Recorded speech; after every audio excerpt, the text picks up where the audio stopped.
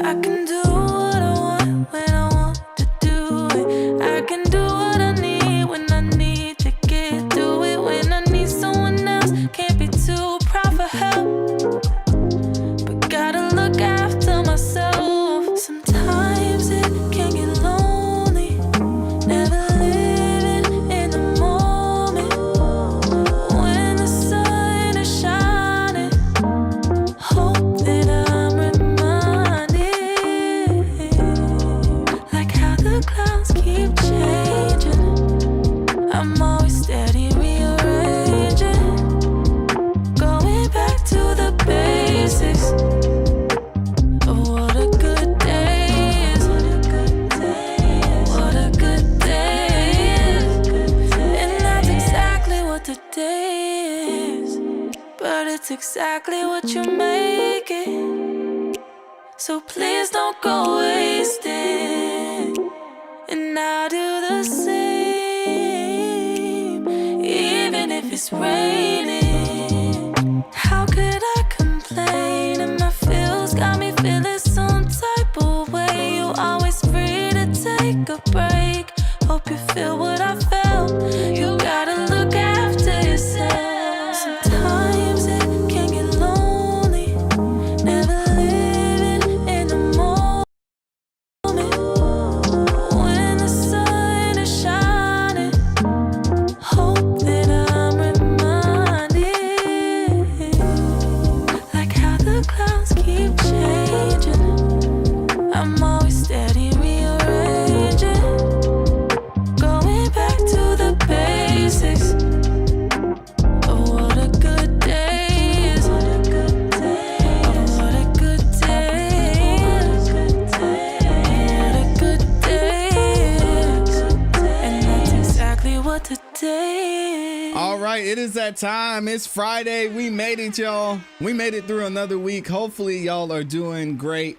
Hopefully, everyone's feeling good, ready for a weekend. Y'all know what to do. Drop a 1 in the chat if you can hear me. Drop a 1 in the chat if you can see me. Oh, man, we're looking all crispy and clean on the screen. Welcome, y'all. Welcome back to another YouTube live stream and another episode of The Morning Show. I'm your host, Classy Beats of patreon.com/Classy Beats. By the way, check out the Patreon if y'all haven't yet. And today we got a great show for you. As many of you may know, we do have a verdict in the Jermaine Bask trial, and we're going to get into what went down. We still have a little bit to review. I'm not going to go through the full trial since everything is finalized, but we have some key moments that I want to focus in on and review with y'all. We talked about them a little bit yesterday, and then it's looking like we might have YSL part 2. These niggas lacking. We're going to talk about what's going on with Lil Baby and my warning to Lil Baby as well. This whole thing is insane, and it looks like it's setting up for YSL part 2 or another Fannie Willis RICO special. So we'll go ahead and get into it here in a second. But as y'all know, before I get into it, I gotta say what's up to the people, man. Good morning to everybody. I know I was resting yesterday. I didn't get the good mornings in, so I gotta shout out my awesome, amazing Amy in here showing love. Shout out to Amy. Thank you for everything that you do. We got Misha in the building. My dog Les Cleaver is up in here as well. Paint and Sound is in the building. We've got Alabama Gigi in here. Valencia, Slime Life. Shout out to Slim Life. Oh, that's just Slim Life. She added the New Jersey at the end of that. I see you over there, Slim Life. Taco Tuesday's in the building. MS86, Miss 86 is up in here. We've got Nosy Rosie in the building. Good morning, Serotonin. Petty Patty. Momac is in here. We've got Fairy X Goddess. Hopefully I said that. Shout out to you. We've got the Honorable Attorney Kel Bell. I always have to give a round of applause to the amazing attorneys in this community. Y'all really do contribute so much to this channel and to the show. So thank y'all for being here. Thank you, Kel Bell. Danny in Real Life is in here. The World's End is up in here as well. We got folks in them. Good to see you. And we do have a couple super chats I'm going to get into here in a second. If y'all could, though, please do me one favor. It takes less than 2 seconds. It's super easy to do. If you could like the video on your way in, not only is it free, but it also lets the algorithm know that you guys are enjoying the show, and it shares the video and the channel with more people. We're growing like crazy over here, We want to continue to do that. Y'all know I'm not going to miss. We're going to be here giving you the great content and breaking some news for you as well. So we'll go ahead and get into it. Before I do, I got to shout out Les Cleaver in the building. Gifting 1 membership. Thank you so much, Les. I appreciate you. And if you got that membership from my guy, Les Cleaver, make sure you say thank you first thing in the morning. Starting off the weekend the right way. We've got Les in here again, dropping the 5 bomb. He says, God bless each of you, and it's Friday. Please have a great weekend and always love and be loved as you. Oh, I think he meant to say, as you are all precious, awesome, and needed in life. Thank you. And shout out to Les Cleaver in the building. That's a great message, man. We've also got Misha in here, drop the 5 bomb as well. She said, watching the verdict, how does a person sit with no emotion as they read guilty on all counts? Not a tear. Always classy. Thank you for covering this. Thank you always for your support to Michi. Yeah, we're going to get into the verdict in a minute. What's crying going to do? I mean, what's it going to do? We'll never know the true story of what went down unless Jermaine writes a book at some point, which I highly doubt that it will, because we're going to get into the trial here shortly. There's still so many things we don't know. We don't know about this trial. We don't know about this case. We don't know what actually went down. All we know is what the prosecution is saying has happened, and we know what the defense is saying happened. And then there's that little part in the middle that's the actual truth, and I don't think we'll know that. So we're going to look at a little bit more testimony today, and we'll see if we can maybe piece some things together, and we're going to play one of my favorite news segments on the show, which is, Did They Get It Right? So as y'all may not know, Jermaine Bass has been found guilty on all counts. And we're going to get into that in a second, but we're going to go through a couple more very specific testimonies, not too much of the analysis, and see if everything is adding up and the prosecutors made sense and the jury did make the right decision, or if we're still missing something there. So let's go ahead and get into it. Again, thank you to everybody who supported. I appreciate y'all. I got to give y'all another round of applause. And we're going to go ahead and get into it. So what I want to do here is I'm going to switch this, and we're going to go back. We're going to do a little bit of a rewind, and we're going to go back to day 2. Now, what we're going to look at is we're going to review the testimony from Jermaine Bass's wife at the time, Shirley Bass, and we're going to hear an interview from her sister, and her sister's going to talk about what went down that night that everything happened, Jermaine following them from the restaurant they were at where they were celebrating, what happened when they had an interaction, and then we'll hear a little bit more testimony after that. I want y'all to let me know what you think. And again, we're going to play a little bit of a game with the jury and see if we think that they got it right with this guilty verdict. So let's go ahead and get into it.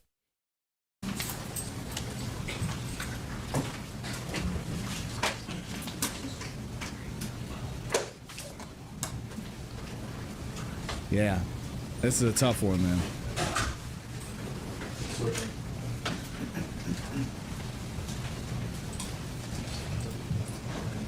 Raise your right hand, please. Do you solemnly swear or affirm that the testimony that you're about to give in this cause will be the truth, the whole truth, and nothing but the truth? I do. Thank you, ma'am.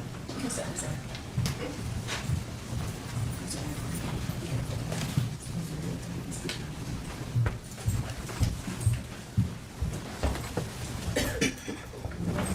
Good afternoon. If you would please introduce yourself and spell your name for us. My name is Misha Romeo, M-Y-C-E-S-H-A-R-O-M-E-O. All right. And just a reminder to keep your voice up. Yes. Thank you. Yes. Yes, Ms. Romeo, if you can keep your voice up and speak into the microphone so we can hear you, okay? Okay. Ms. Romeo, where are you currently employed? University of South Florida. What do you do for the University of South Florida? Director of Human Resources. How long have you been working for USF as the Director of Human Resources? Shout out to January USF. of 2024. Where do you Almost went currently there. live? In Tampa. Yes. My actual address? You live in Tampa? Yes. Okay. And are you married? Yes. And who's your husband? Richard Romeo II. Okay. Do you know the defendant in this case, Jermaine Bass? Yes. How do you know him? He was married to my sister-in-law, Sister-in-law. Okay. And who's your sister-in-law? Shirley Bass. All right. So you are married to Shirley Bass's brother? Yes. And what is his name again? There Richard it is. Romeo II. Richard Romeo II. Okay. How long have you known Shirley Bass? Altogether, since she was 3, but Okay. really since 2008. Wow. All right. right. And you know Mr. Bass, Jermaine Bass? How long have you known him? Since Shirley was about 16 or 17. I don't know the exact year. Okay. So you knew them when they got together and first became a couple? Yes. All right. And did you get to know, or were you at times close to them in the family? I wouldn't say close. Okay. But you knew them and you knew the children? Yes. And you She knew wouldn't Jayla say it and now Jermaine? for Yes. sure. And would you see them at family get-togethers? Yes. Going back to August of 2022, specifically the night of August 29th of 2022, the night this happened, did you see Shirley Bass that day? Yes. Where did you see her? At the dinner at Ruth Chris. What was this dinner about at Ruth's Chris? It was my older sister-in-law's birthday, Okay. And who is that? Marlene Gadsden. Okay. So Shirley Bass has an older sister, Yes. and her name is Marlene Gadsden. Yes. And she's got an older brother named Richard Romeo II. Yes. And is that this all her siblings? She has another older brother, Prince Romeo. Prince Romeo. Okay. Was he there? No. All right. What time? So this dinner was for Marlene. Who all went to this? Do you recall? This is going to be important. Marlene, Shirley, a friend of Marlene's, a friend from church, and I think another couple. Okay. Was China Gadsden there? Yes, sorry. Okay. What about your husband? Was he there? Yes. Okay. What time did this dinner start? I can't tell you for sure, maybe 7:30. Okay. Was when Shirley Bass showed up, was Jermaine Bass with her? No. Yeah, he's supposed to be watching the kids. How was Shirley's behavior that night at the dinner? It was fine. Did anything seem out of the ordinary with her? No. Was she communicative and talkative and just hanging out with everybody the same way she always did? Yes, I saw her smile. Okay. Anything about that night that would give you any reason to believe something was going on in Shirley Bass's home? No. How long do you believe you all were at that dinner? A couple of hours. Were you there when Shirley left? Yes. And did you see who she left with? I believe she left with China. They walked out at the same time. We Okay. were still waiting for our car. Okay. And when she left, did everything appear normal with Shirley? Yes. Was it in fact a nice dinner that you all had that night? Yes. You all took pictures? Yes. Okay. When did you find out what happened after dinner that All night? right, let's The get to next it, morning. prosecutor. Okay. What did you do when you found out? Objection, relevance? Relevance. Judgment reproach? Sure. Approaching over a relevance objection? Oh, gosh. All right, let's skip ahead here.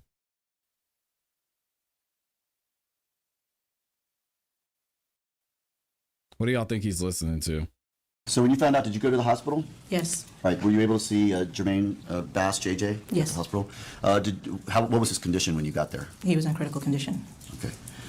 Was he in fact in a coma? Yes.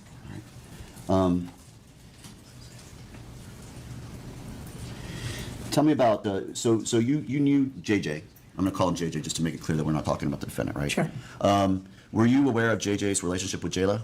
Yes. Did they have a very good relationship? Yes. Objection, relevance? Sustained. Judge, may we approach on this? No, No, you okay, can't. the Like, objection. you can't. And even then, that's hearsay. Boo. Stop. Go ahead. You're going to go ahead? Okay. Did they have a good relationship? Yes. Did you ever see them fighting? No. Did you ever see Jermaine angry at Jayla at any time? Or No. violent with her at any time? No. Okay. Now, since Did they have a good since relationship? this, It should have been occurrence, objective. Since this would happen on that night, have you followed up with JJ's care and know what's happening with JJ? Yes. Not a good question. How is JJ doing today? He has some struggles, but he's recovered very well considering. Okay.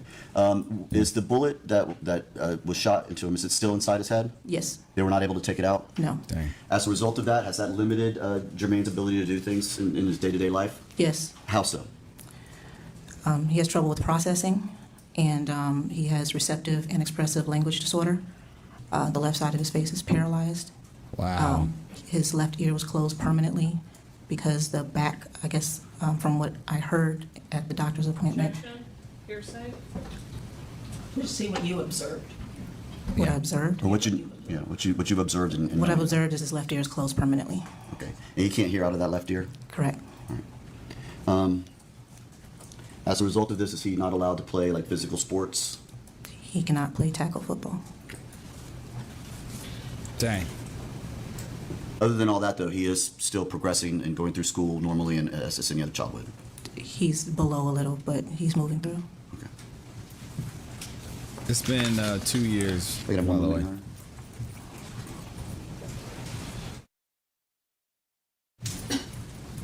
How about his hand? How is his hand at this point? His finger stopped growing. They fused it, and so it stopped growing. And so when he writes, he has to take often breaks. He writes like this so that he doesn't have to lay his finger on whatever surface he's writing on. Okay, and you did this, when you just did this, you, for the record, you lifted up the pinky and you held the fingers and the thumb kind of together like you're holding something, but with the pinky still out. Correct, because Right. he has sensitivity issues. And you did that with your right hand, so he's right-handed. He's right-handed. Okay.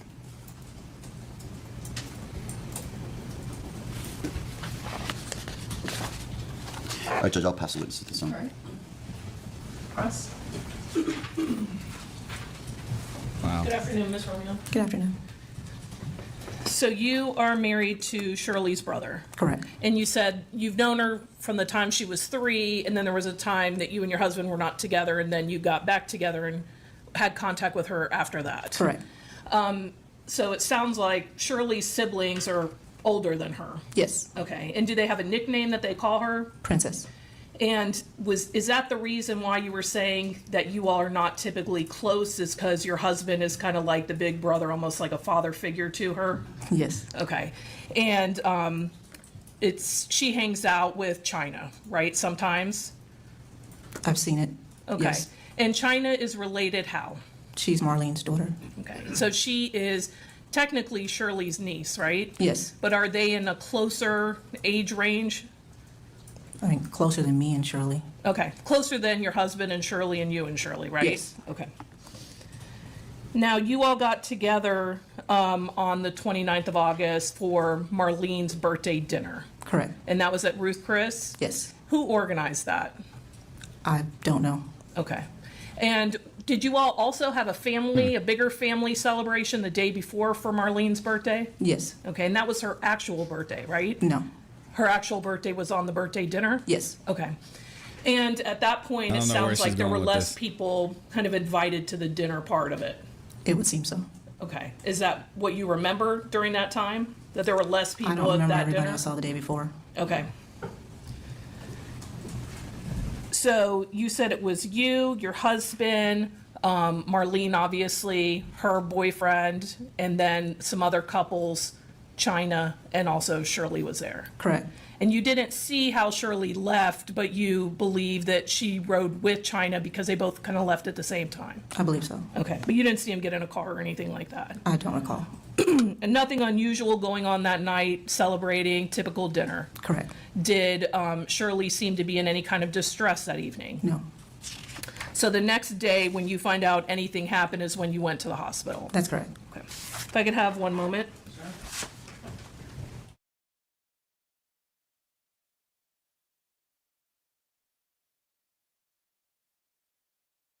He's coaching his attorney up. And we're going to hear from China here in a second. Yes, Your Honor. All right. Call your next witness. State called China Gadsden. There she is.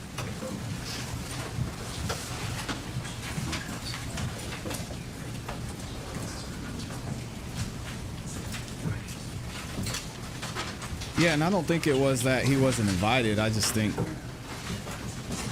he was watching the kids so she could go. So maybe he didn't want to go. And they were getting divorced. So there's that, allegedly. Raise your right hand, please. Do you solemnly swear or affirm that the testimony that you're about to give in this cause will be the truth, the whole truth, and nothing but the truth? Yes, I do. Thank you, ma'am. You can come this way.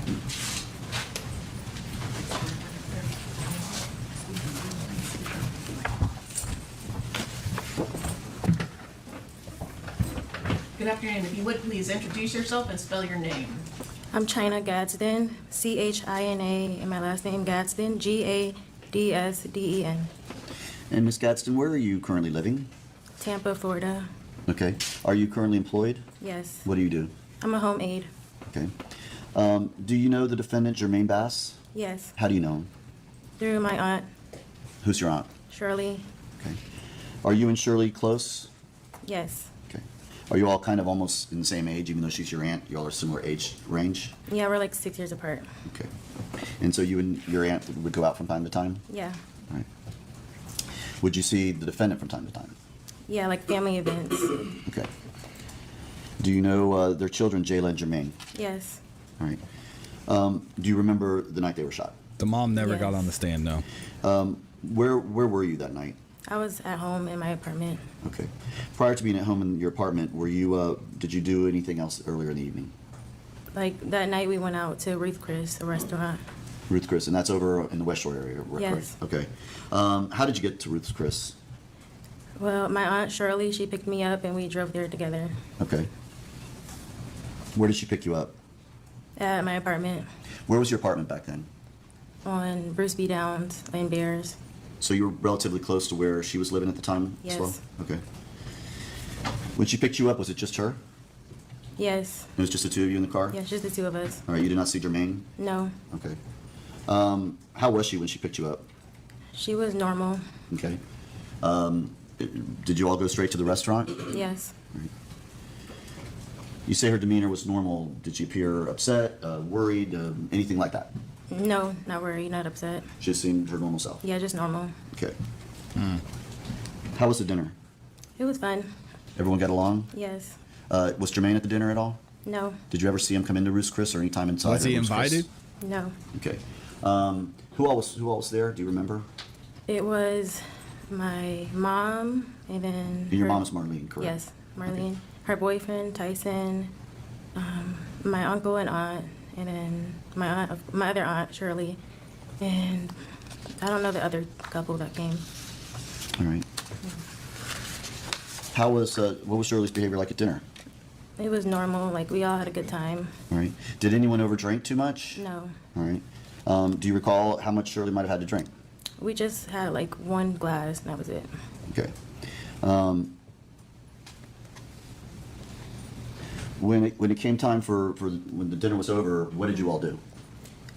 When the dinner was over, like we left and went home. Okay. Shirley drove in her car. What kind of car did Shirley have? The white Mercedes Benz. Okay. Now you said she drove you there. Who left? Who drove back? I drove back Why did you drive back? because that was like a normal thing for us to do. Like if I wanted to drive, she was okay with that. Okay. Like we carpooled together. All right. It wasn't any particular reason. It wasn't because she was drinking too much or anything like that. No. All right. You just wanted to drive back. Yeah. All right. As you were leaving Ruth's Chris, did anything unusual happen after you left? Yeah. Yes. What was that? It was when we saw her like husband get out the car, like on the entryway. Okay. Prior to him getting out of the car, you were driving. Did you notice anything about any driver behind you? Yeah, like Ruth when Chris we is first left the expensive, yeah. restaurant, like Yes. there was the white truck like tailgating us. Okay. When you say tailgating, meaning he was very close to you. The truck Yeah. was very close to you. Did it concern you? Yeah, because I didn't know who that was. Did it feel aggressive? Yes. Objection, speculation. It's no. I'm sorry, He's can you- asking did it how feel she aggressive? felt. Yes. Okay. Not a good And as objection. the car was tailgating you, what did you do? Were you getting concerned? Yes, I was like, what was that? Like, who was that behind us? And I just thought it was like some crazy random guy because I wasn't Well, sure now he's at the leading. time until like I saw him get out the car. Okay, so you didn't recognize his car at that point. No. Okay, and you said so you left Bruce Chris. So you would to get on the interstate, you would turn right and head down towards the interstate, Yes. and that's when the car was following you in that manner. Yes. All right, and then as you turn onto the entrance ramp onto the interstate, what happened? Like we were like a distance or like about 2.5 cars, but it was like no cars in front of us. And then I stopped to like keep my distance because I wasn't sure what was going on. Like he stopped traffic and then got out the car and went over to my side because he probably thought she was driving, but it was me. And Okay, he wait, asked, let's slow down a second. Okay. Yeah. So he was tailgating you. You pull onto that entrance ramp. How does he get in front of you? What happens? he like goes in front of us, like like around us and then stops, is like, weird. because it was only one lane to get up the entrance ramp. Okay. And so he goes around you all and stops the truck. Correct. And you said you didn't get too close. Yes. Because at that time, did you know who was in that truck? No. Okay. And what did you see happen after you stopped the car, the Mercedes, and who got out of that truck? It was Jermaine. Okay. And what did Jermaine do when he got out of that truck? He went to the car, like the driver's side, which was my side, and he was asking like a few questions to her. Okay. And do you recall what he said to her? Yeah, he just asked like, was she drunk and why does she have me driving? Okay. And how did Shirley react to that? Probably. Like, she just like brushed it off, I guess. Like, Okay. Did she seem upset by it or anything? No. Okay. What did he do after asking those particular questions, like, was she drunk, why are you driving? What happened then? Like, I guess he just went back to his car and it was like, that was it. It happened really fast. Okay, and then did he drive away from that point on? Yes. All right. And That's what did you do weird. at that point? I just kept driving and I was like, whoa, like that was crazy. You said that was crazy? Yeah. Okay. That was not typical, right? No. Okay. Did you drive back to your house at that point? Yes. How was Shirley on the drive back? She was normal. Like, Okay. And she dropped you off? yes. Okay, and then she drove. That's a great point. Why wouldn't she ask where the kids were? I saw somebody mention that in the chat. Why wouldn't she say, where are the kids? Why aren't the kids with you? She left, and I guess assume she went home. It's correct? odd. Correct. All right. When did you hear about what happened with Jayla and Jermaine? The next morning, like around 8. Okay. One moment, Your Honor. Your Honor, I'll pass the witness. She might have, but she might have been drunk, so who knows? Maybe she wasn't thinking about the kids, which makes things even more interesting.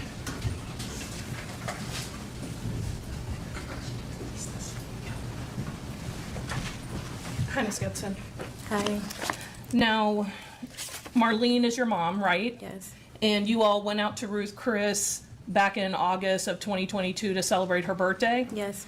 The day before, did you all also have a family get together to celebrate your mom's birthday? Yes. Okay.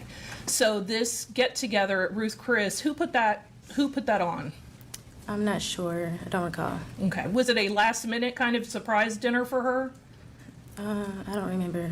Okay. She probably was Do you drunk. remember when Shirley got invited to it? No. All right. But you ended up riding with Shirley Yeah. to the dinner? Is that regular that you guys would kind of ride together sometimes? Yeah. And it sounds like it was about 8 of you all there at the dinner that evening. Yeah. Nothing unusual was going on, right? No. She didn't seem like she was in a rush to get home or anything like that. No. You all were able to celebrate your mom and have a good time at the dinner that night. Yes. Now, she was driving a Mercedes. Was this a nice car that she was driving? Yes. Was it new? Yes. And was it just the two of you in the car? Yeah, just the two of us. Okay, and so when you start to drive home, you're going to your house, right? Yes. And so she's letting you drive the car to your apartment. You were going to get dropped off, and then she was going to go home from there. Yes. Is that an area that you're familiar with over there in the West Shore area? Yes, because I've like been in Tampa my whole life. So she was drunk. She and drove. you've been over there for What? other things at times? Yeah. Okay. So when you drove to leave out of Ruth Chris, how did you get to where you were going? Like with her car. Yes. Yeah, with her car. How were you driving? What route did you take? Oh, like West Shore Boulevard and I-4. Not I-4. Like I-275. Okay. And you're getting on 275 North? Yes. And so when you go and you get on 275 North, you said there's kind of a ramp to get on or an entrance way to get onto there? Yes. And it's one way? Yes. And is it more than one lane? No. So you see this car where you said a white truck, right? Yes. And you said that truck stops. Where Yes. does the truck stop?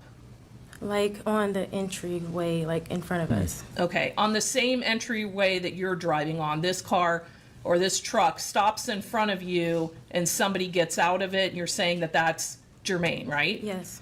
And approaches your car or Shirley's car that you're driving. Yes. Okay. And you're saying that he comes to the driver's side and he asks Shirley if she had been drinking and kind of why isn't she driving her own car, right? Yes, exactly. Do you ever see any kind of weapon? No. Does Shirley answer him? I don't remember. Okay, you described it as Shirley just kind of brushes it off. Yeah. And then he goes back to his truck and he drives off? Yes. Do you ever see the truck again? Like later in the years, yeah. Okay, but not that night? Yeah, not that night. Okay, no other contact with Jermaine that night? No. Was anyone trying to get by you guys when this is happening? No, they like all stopped. Everybody stops? Yeah, like all the cars that was behind us. Okay, is anyone honking? No. Yelling, getting mad at you all are stopping this traffic going on to 275? No, it's like everyone seen it happen, like how he went around us Okay. aggressively. And you said that Shirley didn't seem upset by any of that. No. Strange.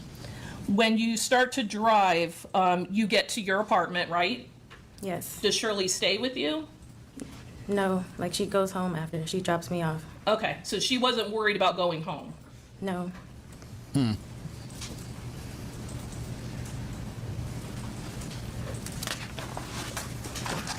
you say later the next morning is when you hear about anything happening with the children. Yeah. Okay. You don't talk to detectives, law enforcement, until over a year later when they interview you. Is that right? Yes. It wasn't until October of 2023 that you finally speak to them. Yes. If I could have one moment.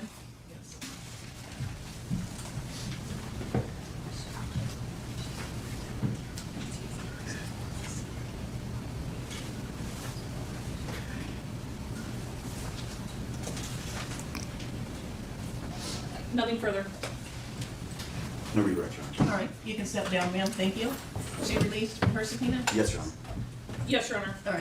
All right, so that's it from China and the sister-in-law. Let me know what y'all think about this one. I do find it interesting that Shirley wasn't concerned about the kids, and if she was drunk, she dropped off her niece and then drove home. That's weird. But again, nothing really scathing there. I'm gonna leave it up to y'all so you can let me know what you think in the comments and in the chat.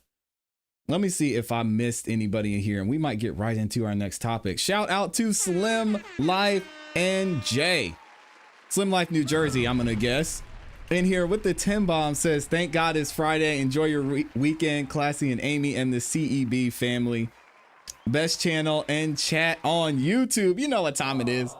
Thank y'all for all you do. Thank you for the support. Slim Life is in here every single show, every single chance she can get, showing major love and support. I appreciate you. Thank you so much. And I think we will have a good weekend. Y'all let me know in the chat what y'all got going on this weekend too.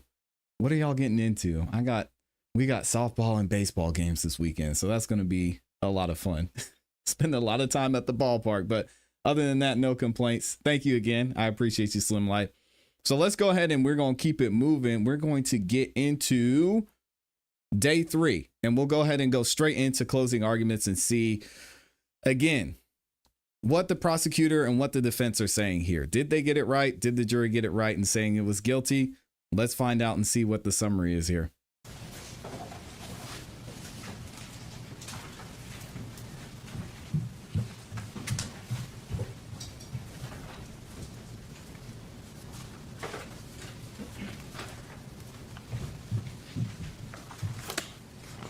Yard work? That sounds like fun. Spring cleaning. Everybody's cleaning this weekend.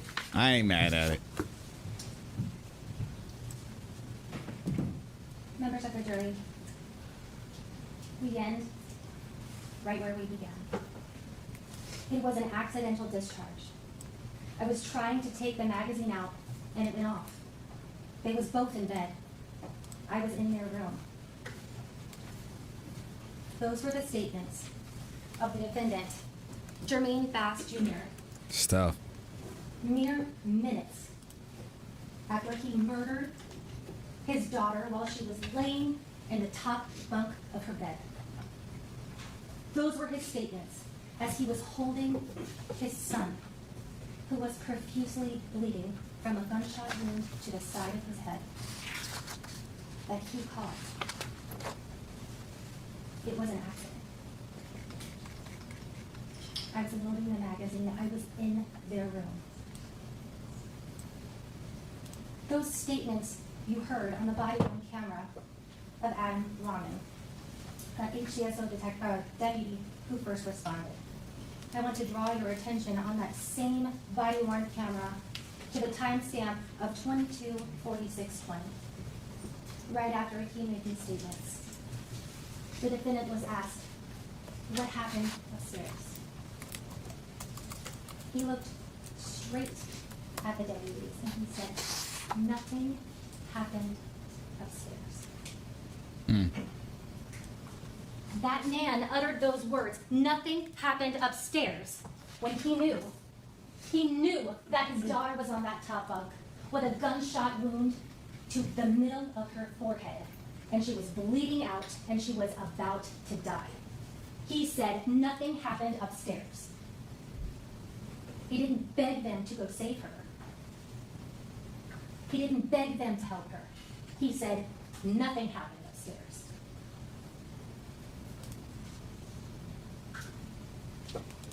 We end right where we began. Right where we began. Where defense counsel in their opening statement to you said, "My client did not shoot Jayla Bass or JJ." Dang. We know that's not true. We know he did. We know the forensic evidence points to him. And I want you to recall when our blood spatter expert was on the stand.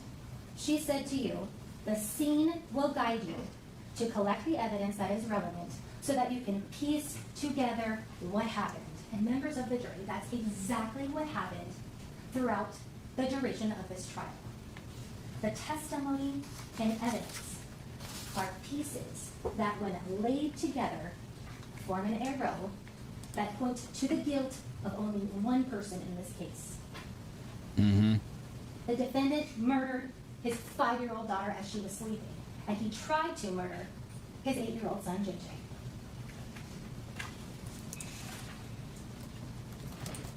Remember this last Friday during jury selection, you were taught that the state has the burden to prove the elements of the crimes charged beyond a reasonable doubt. Beyond a reasonable The doubt. judge is That's the saying thing. that to you, and in fact, she just read it in this podium. It helps to know what the elements are, what we're focusing on as we go through discussing how and why we know the defendant is guilty of each element of each crime charged in this case. We'll go one by one. First degree premeditated murder. To prove the crime of first degree premeditated murder, the state must prove the following 3 elements beyond a reasonable doubt. Jayla Bass is dead. Number 2, the death was caused by the criminal act of Jermaine Lavonda Bass. And number 3, there was a premeditated killing of Jayla Bass. He's also charged with 2 counts of aggravated child abuse. There we talk about number 1, Jermaine Lavonda Bass committed aggravated battery upon Jayla Bass or Jermaine Bass. That's counts 2 and 3. Jayla Bass or Jermaine Bass were under the age of 18. We know that. Jermaine Lavonda Bass actually and intentionally caused bodily harm to Jayla Bass or Jermaine Bass, counts 2 and 3. In doing so, Jermaine Lavonda Bass intentionally or knowingly caused great bodily harm. You know that as well. You saw the gunshot wounds. The last count he's charged with is count 4, premeditated murder. Jermaine Lavonda Bass intended to commit the crime of first degree premeditated murder.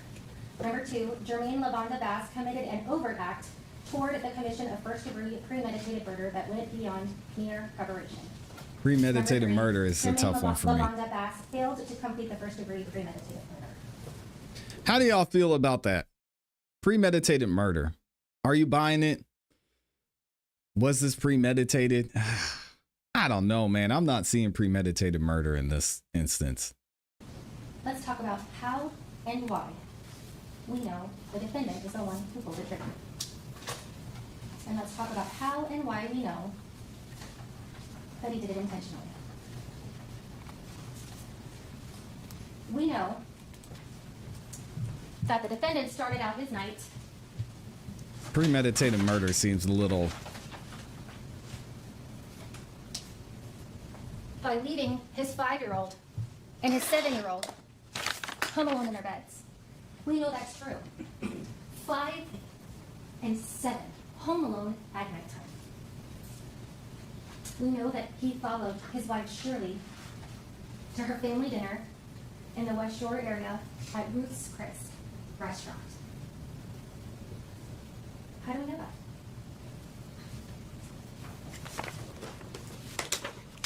States Exhibit 21. We can track his cell phone records. He leaves the children home alone by at least 7:15 p.m. We know that's true because of the video surveillance shows him leaving before that time. We know that Shirley got to dinner and that the defendant arrived in the West Shore area where Ruth's Chris is located. And around 10 o'clock, we know that he's calling Shirley and he's leaving by 10:01. We heard testimony from Shirley's niece, who's kind of more like a cousin, they're similar in age, China Gadsden. She explained to you what she saw that night. She saw the defendant in his Nissan truck pull in front of Shirley's car that she was driving, stop, Yeah. get out, walk up to the vehicle, and confront Shirley for going to a family dinner. You know, he immediately got back in his car and went to his house. That's what States 21 shows, through his phone records. We know that's true. Just like Anna Cox said, the evidence will reveal to you what happened. Other evidence that reveals this in fact is true, that the defendant followed Shirley to her dinner and confronted her, is the eye on crime camera video footage that we see of the defendant's car. We can read between the lines of the evidence we have as to the way the defendant was feeling at the time he arrived back home and went inside where 5-year-old Jayla Bass was sleeping in the top bunk. And 8-year-old Jermaine Bass, JJ, was laying right next to her. Now again, the scene will reveal itself. We only have to follow it.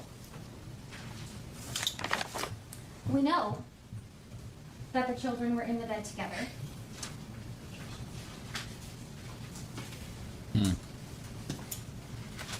Laying side by side in the bed. I'm putting up States 24A because the forensic evidence tells us so. We know that Jayla Bass was laying closest to the wall. Jeez. Her head That's where this is pooling of wild. blood is seen, and that JJ's head was right next to her, either touching the mattress or slightly above. At the point in time that the firearm was pointed at their heads and the trigger was pulled. Remember last Friday when we discussed premeditation, Mr. Terry was talking to you about there's no specific time frame when you're trying to decide whether or not an act was premeditated. It can happen in an instant. Recall that today, Hillsborough County Sheriff's Office firearm expert Jennifer Michaelon took the stand and explained to you what would have to take place in order for that Glock 42 to fire. She explained you first have to take the magazine. You have to load it with bullets. You have to put that filled magazine inside the bottom well of the firearm. Not necessarily. You then have to slide the top of the firearm back in order for it to fire.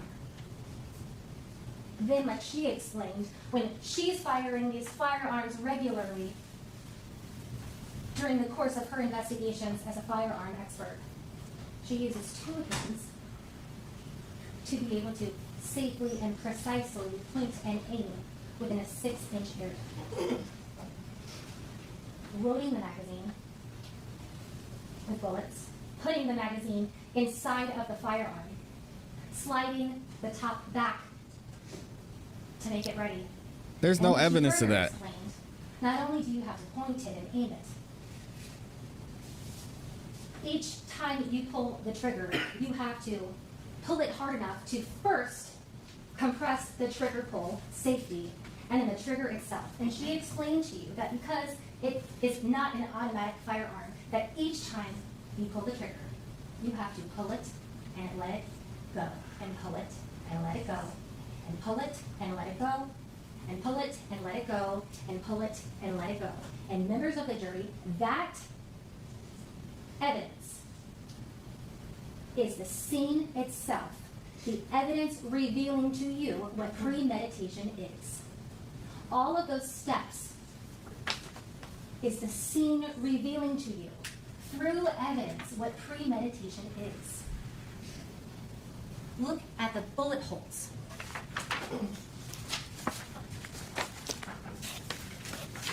On these precious children's face. Look at them. Objection, Your Honor, improper Sustained. argument.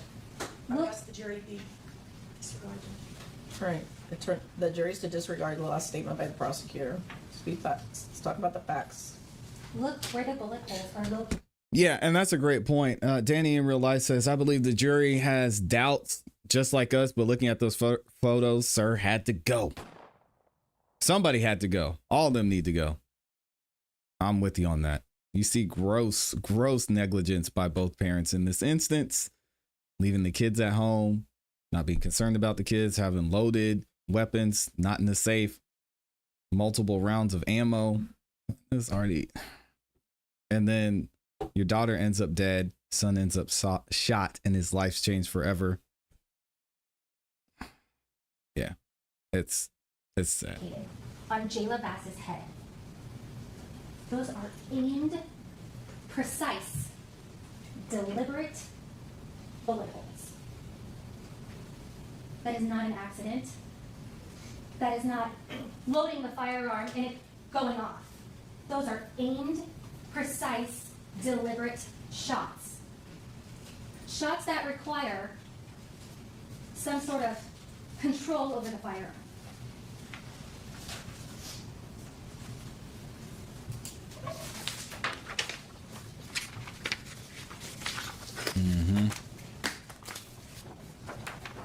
Shot through her cheek, her temple, and her forehead. Jeez. Jennifer Michaelon says that shots that are within 6 inches of one another require her to use 2 hands to shoot.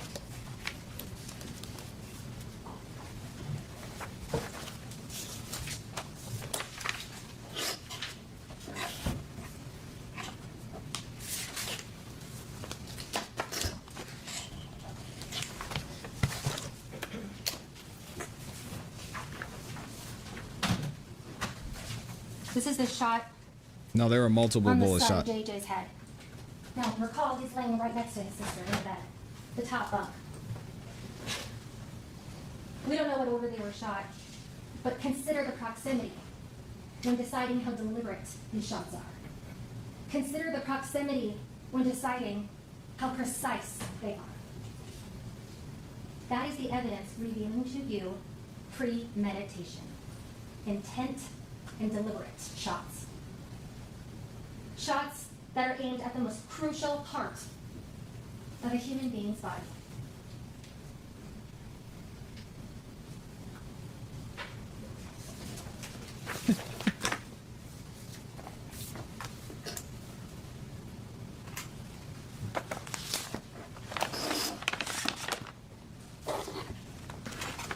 Recall, the scene will reveal to you the evidence necessary for you to come to a conclusion as to what. We know from the defendant's wallet that was seized, states 15. Great question. Why did he have a weapon in the kids' room? That's Recall insane. that this wallet was taken directly found in a closed drawer within a wallet that was right next to the firearm used to murder Jayla and Jay, an attempt to murder JJ, and right next to the ammunition found. Note on this, height, Jermaine Lavonda Bass Jr. 5'7". Why is that important? Let's consider the trajectory of the fires shot that killed Jayla Bass and almost killed JJ. Yeah. I wonder why he kept JJ alive. We know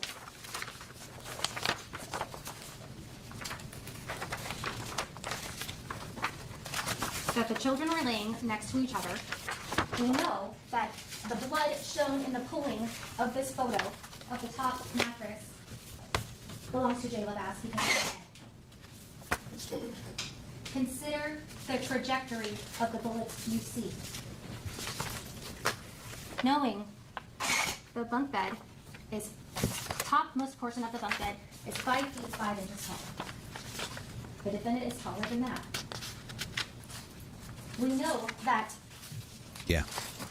damage A is at a downward trajectory, meaning that when the gun was fired, it has to be angled upward, downward to cause that downward trajectory. We know that this shot goes all the way through to the bathroom in a downward trajectory because we saw evidence of that. The scene will reveal the evidence necessary for you to decipher what happened. Whoever was holding the firearm had to have been taller than 5 feet 5 inches tall. Well, not We know necessarily. that It was a bunk bed. there was no stippling found on the wounds of Jayla Bass, meaning that whoever fired the weapon pointing right at her had to be at least, from the testimony, at least 2 to 3 feet away from her.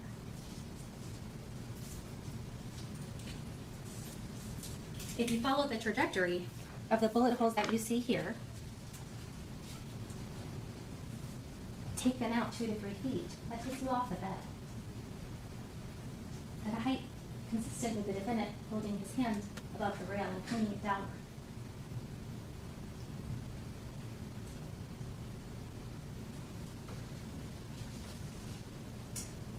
We know also that the person standing on the outside of this bunk bed, at least 2 to 3 feet away from where the children were laying, we know the trajectory as well because of the impact blood stain pattern. Mm-hmm. Now, Anna Cox, when she testified, was very educational when she was describing to you what blood stain pattern analysis is. She explained that it's a discipline of forensic science focusing on identifying, documenting, and analyzing bloodstains in order to interpret what caused the distribution. Basically, in layman's terms, she says she looks It's a at good, the fair bloodstain question. and tries to decide how it got there. She went on to explain to us different kinds of blood stains and what they mean and how she interprets them. One of them was an impact blood stain, or an impact spatter pattern, which she said a natural object striking the liquid blood. She said she considered things such as physics, the natural laws of gravity, and introduction of a mechanism such as force. So if something were to hit an object of bleeding, it would cause a certain pattern, a blood pattern stain. Directionality, flow pattern. She said in her expert opinion, based on the DNA evidence that was swabbed from this area, it showed that both JJ and Jayla's heads were in this corner of the bed at the time in which they were shot. That's an important piece of evidence because, remember, we end where it began. And defense mentioned in her opening statement to you that their client didn't pull the trigger. Well, members of the jury, it's one thing to make a statement like that and then move on. But it requires you to pull the thread, to follow the analysis, to let the scene reveal to you what happened. And you have to follow it until the end. Now, if y'all haven't watched Suits, this is And Katrina Bennett for real. the DNA. The mannerisms and everything. Now, recall this series of events. The children. This is crazy. They're like twins. They're on the top bunk. When law enforcement arrives, the defendant is holding his son, who's profusely bleeding from a gunshot wound to the head. When he's asked, "Where's the firearm?"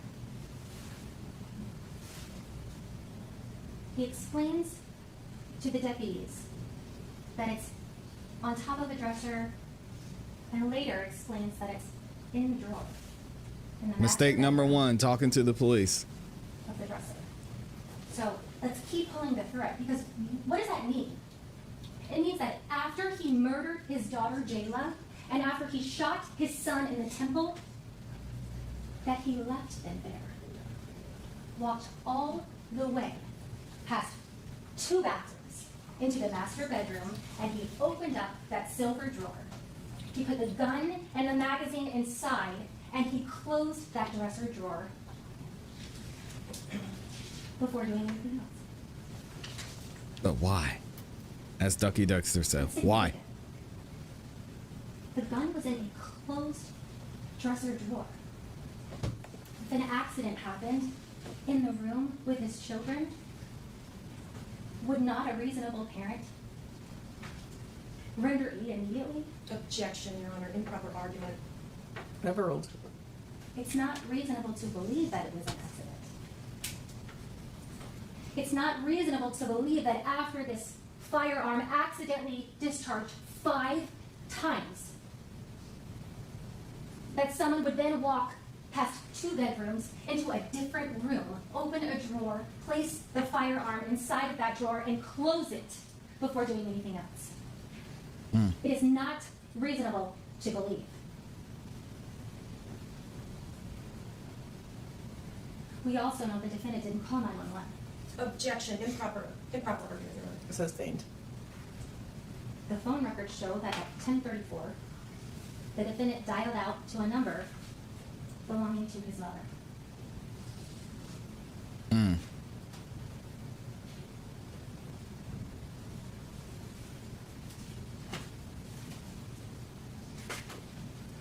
Anna Cox was right.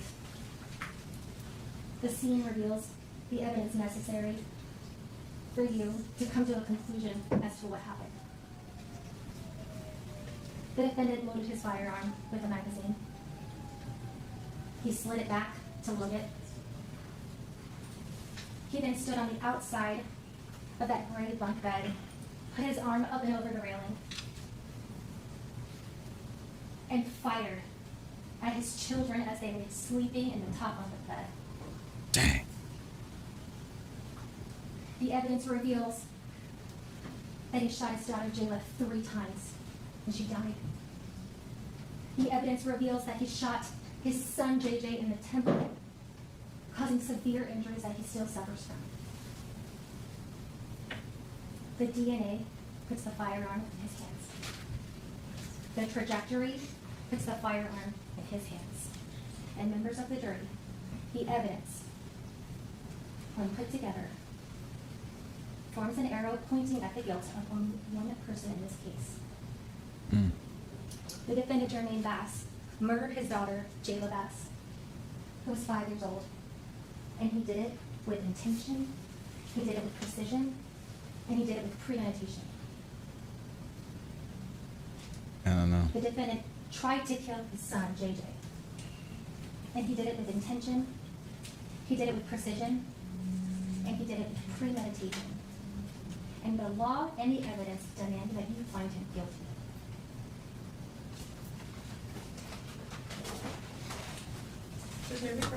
Yep. Take down the exhibit. All right. So what do y'all think so far? I mean, we got to give the prosecutor a round of applause. So far, a lot of it's making sense. When it comes to reasonable doubt on certain things, the premeditation, I don't know. But if you look at the definition of premeditation, there's a few key factors. I'm going to read those to y'all. So intent to kill, the person must have had the conscious intention to take another's life. Planning or forethought, the act must be considered and prepared for in some way before it happens. This doesn't mean months of planning. It can be minutes or hours. of reflection before committing the act. Deliberation. The person must have had time to think about their actions, even briefly, and still decided to go through with it. So with that being said, let me know what y'all think. Here we go.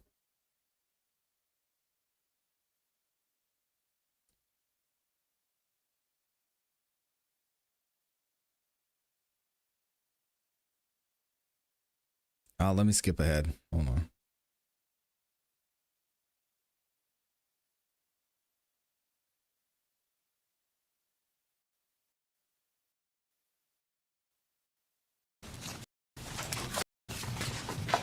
Oh, no, that's all right. I thought I mixed them up. I did not.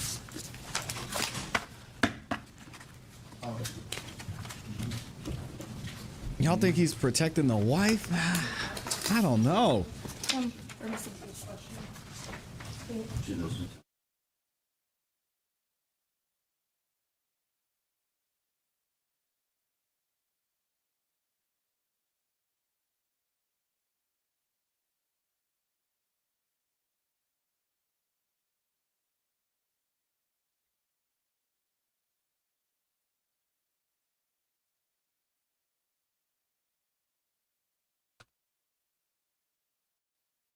So I think this is going to take us into the defense closing statement. Here we go.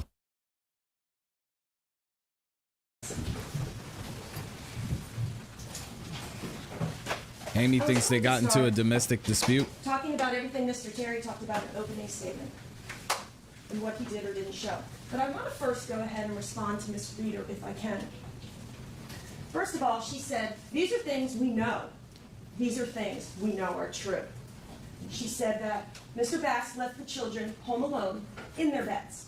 So they're in their beds and he leaves. There's no evidence of that. You didn't hear any evidence that they were in their beds when he left. He followed Shirley Bass. We have an hour later with his car supposedly leaving, a Nissan Titan design, but he followed her. There's not one shred of evidence of that.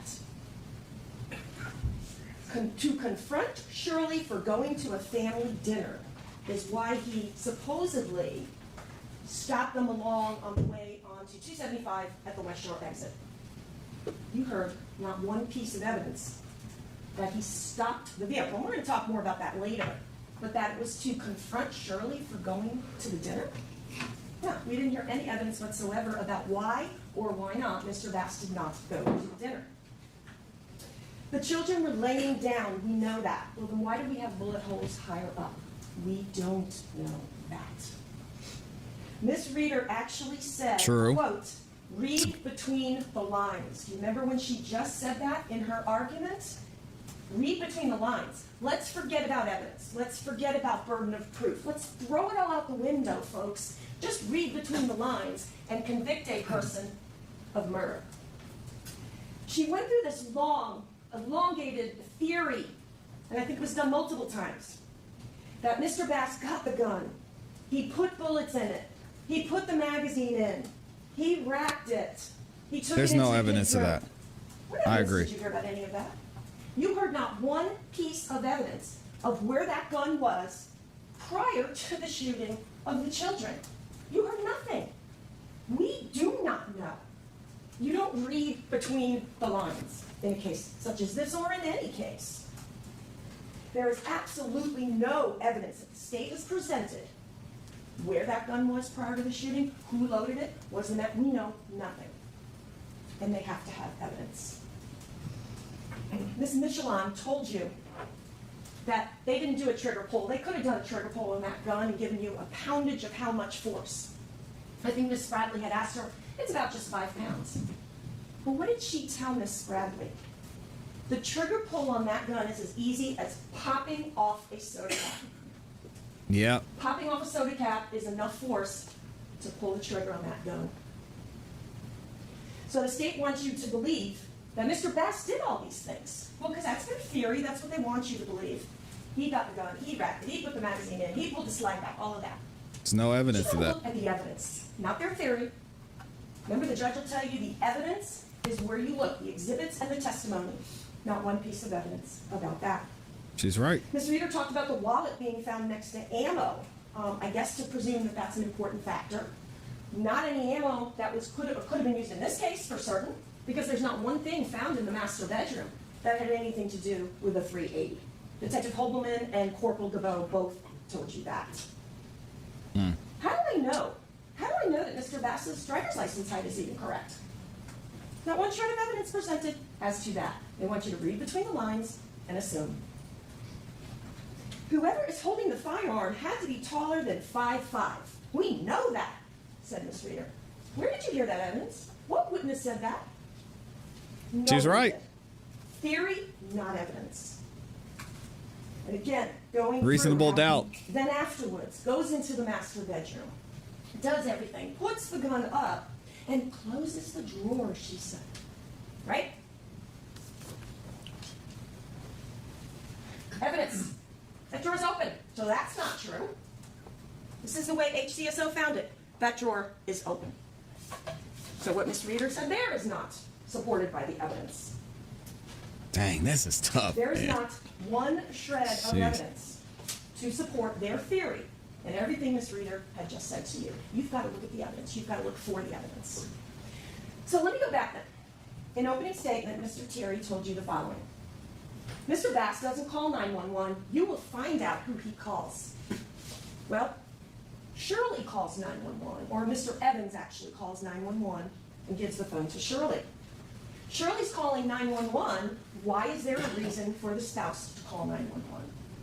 You heard evidence, not theory, but evidence, that DeQuan and then Shirley, the call is made at 22:33, the 911 call.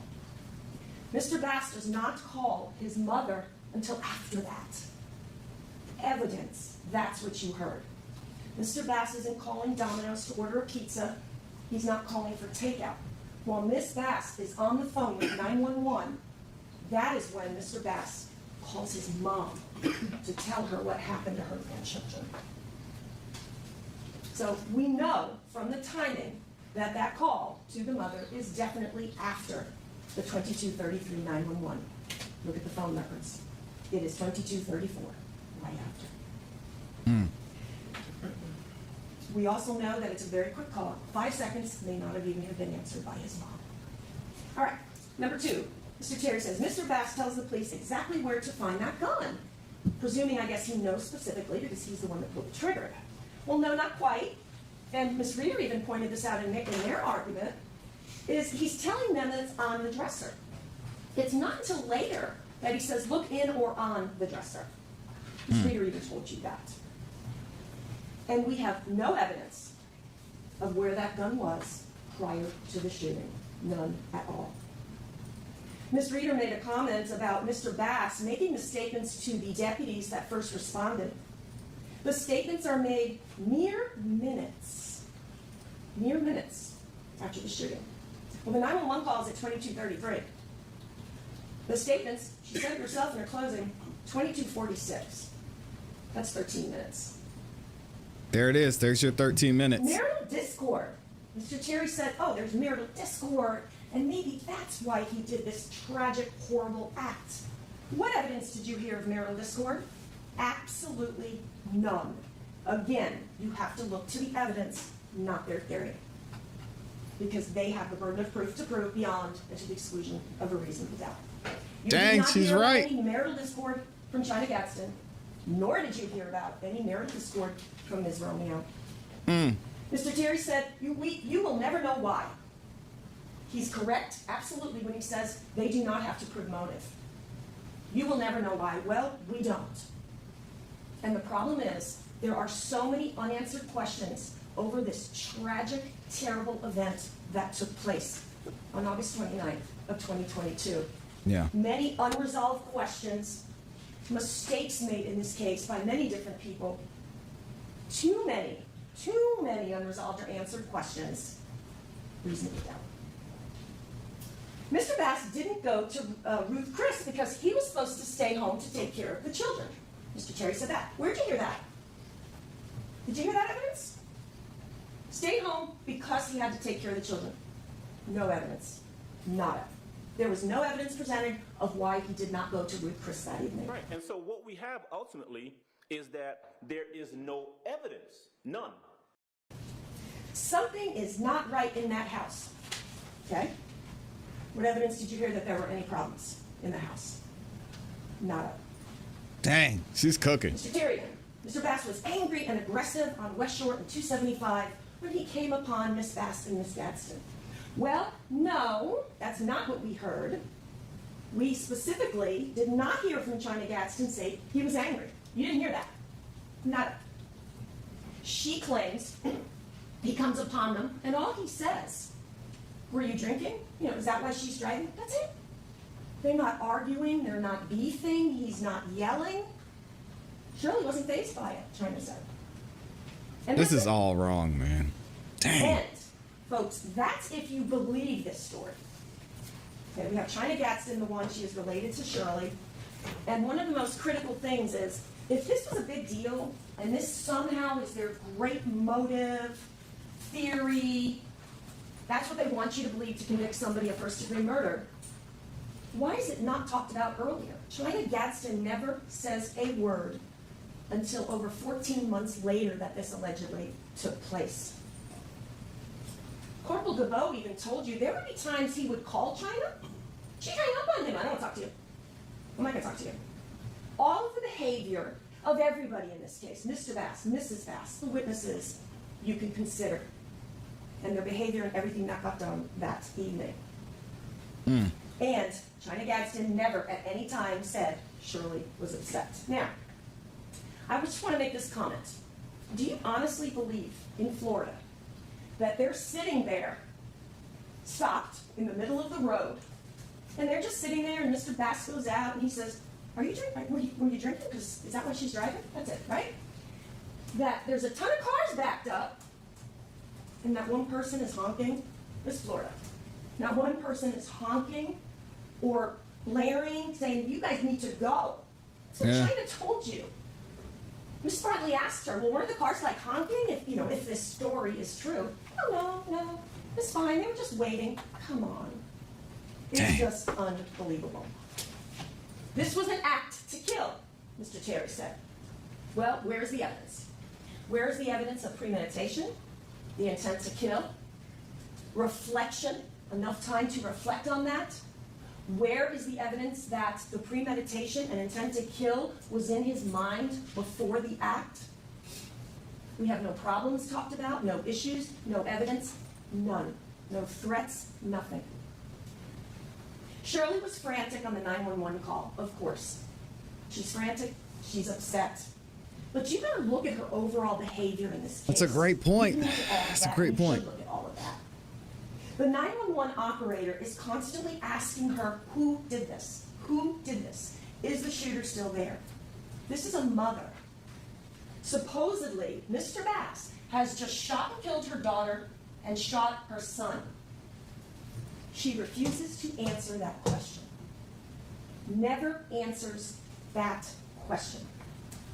At one point, Ms. Bradley talked about this in her opening, she specifically says, no, I don't need police, I need an ambulance. And of course, you'll have a call to listen to. We also have absolutely no clue who she's yelling at on that call. We know for a fact from the call, she's definitely yelling at the 911 operator for not getting there fast enough to bring the ambulance. We know, and she says it, how upset she is with the operator. Look at when the call comes back.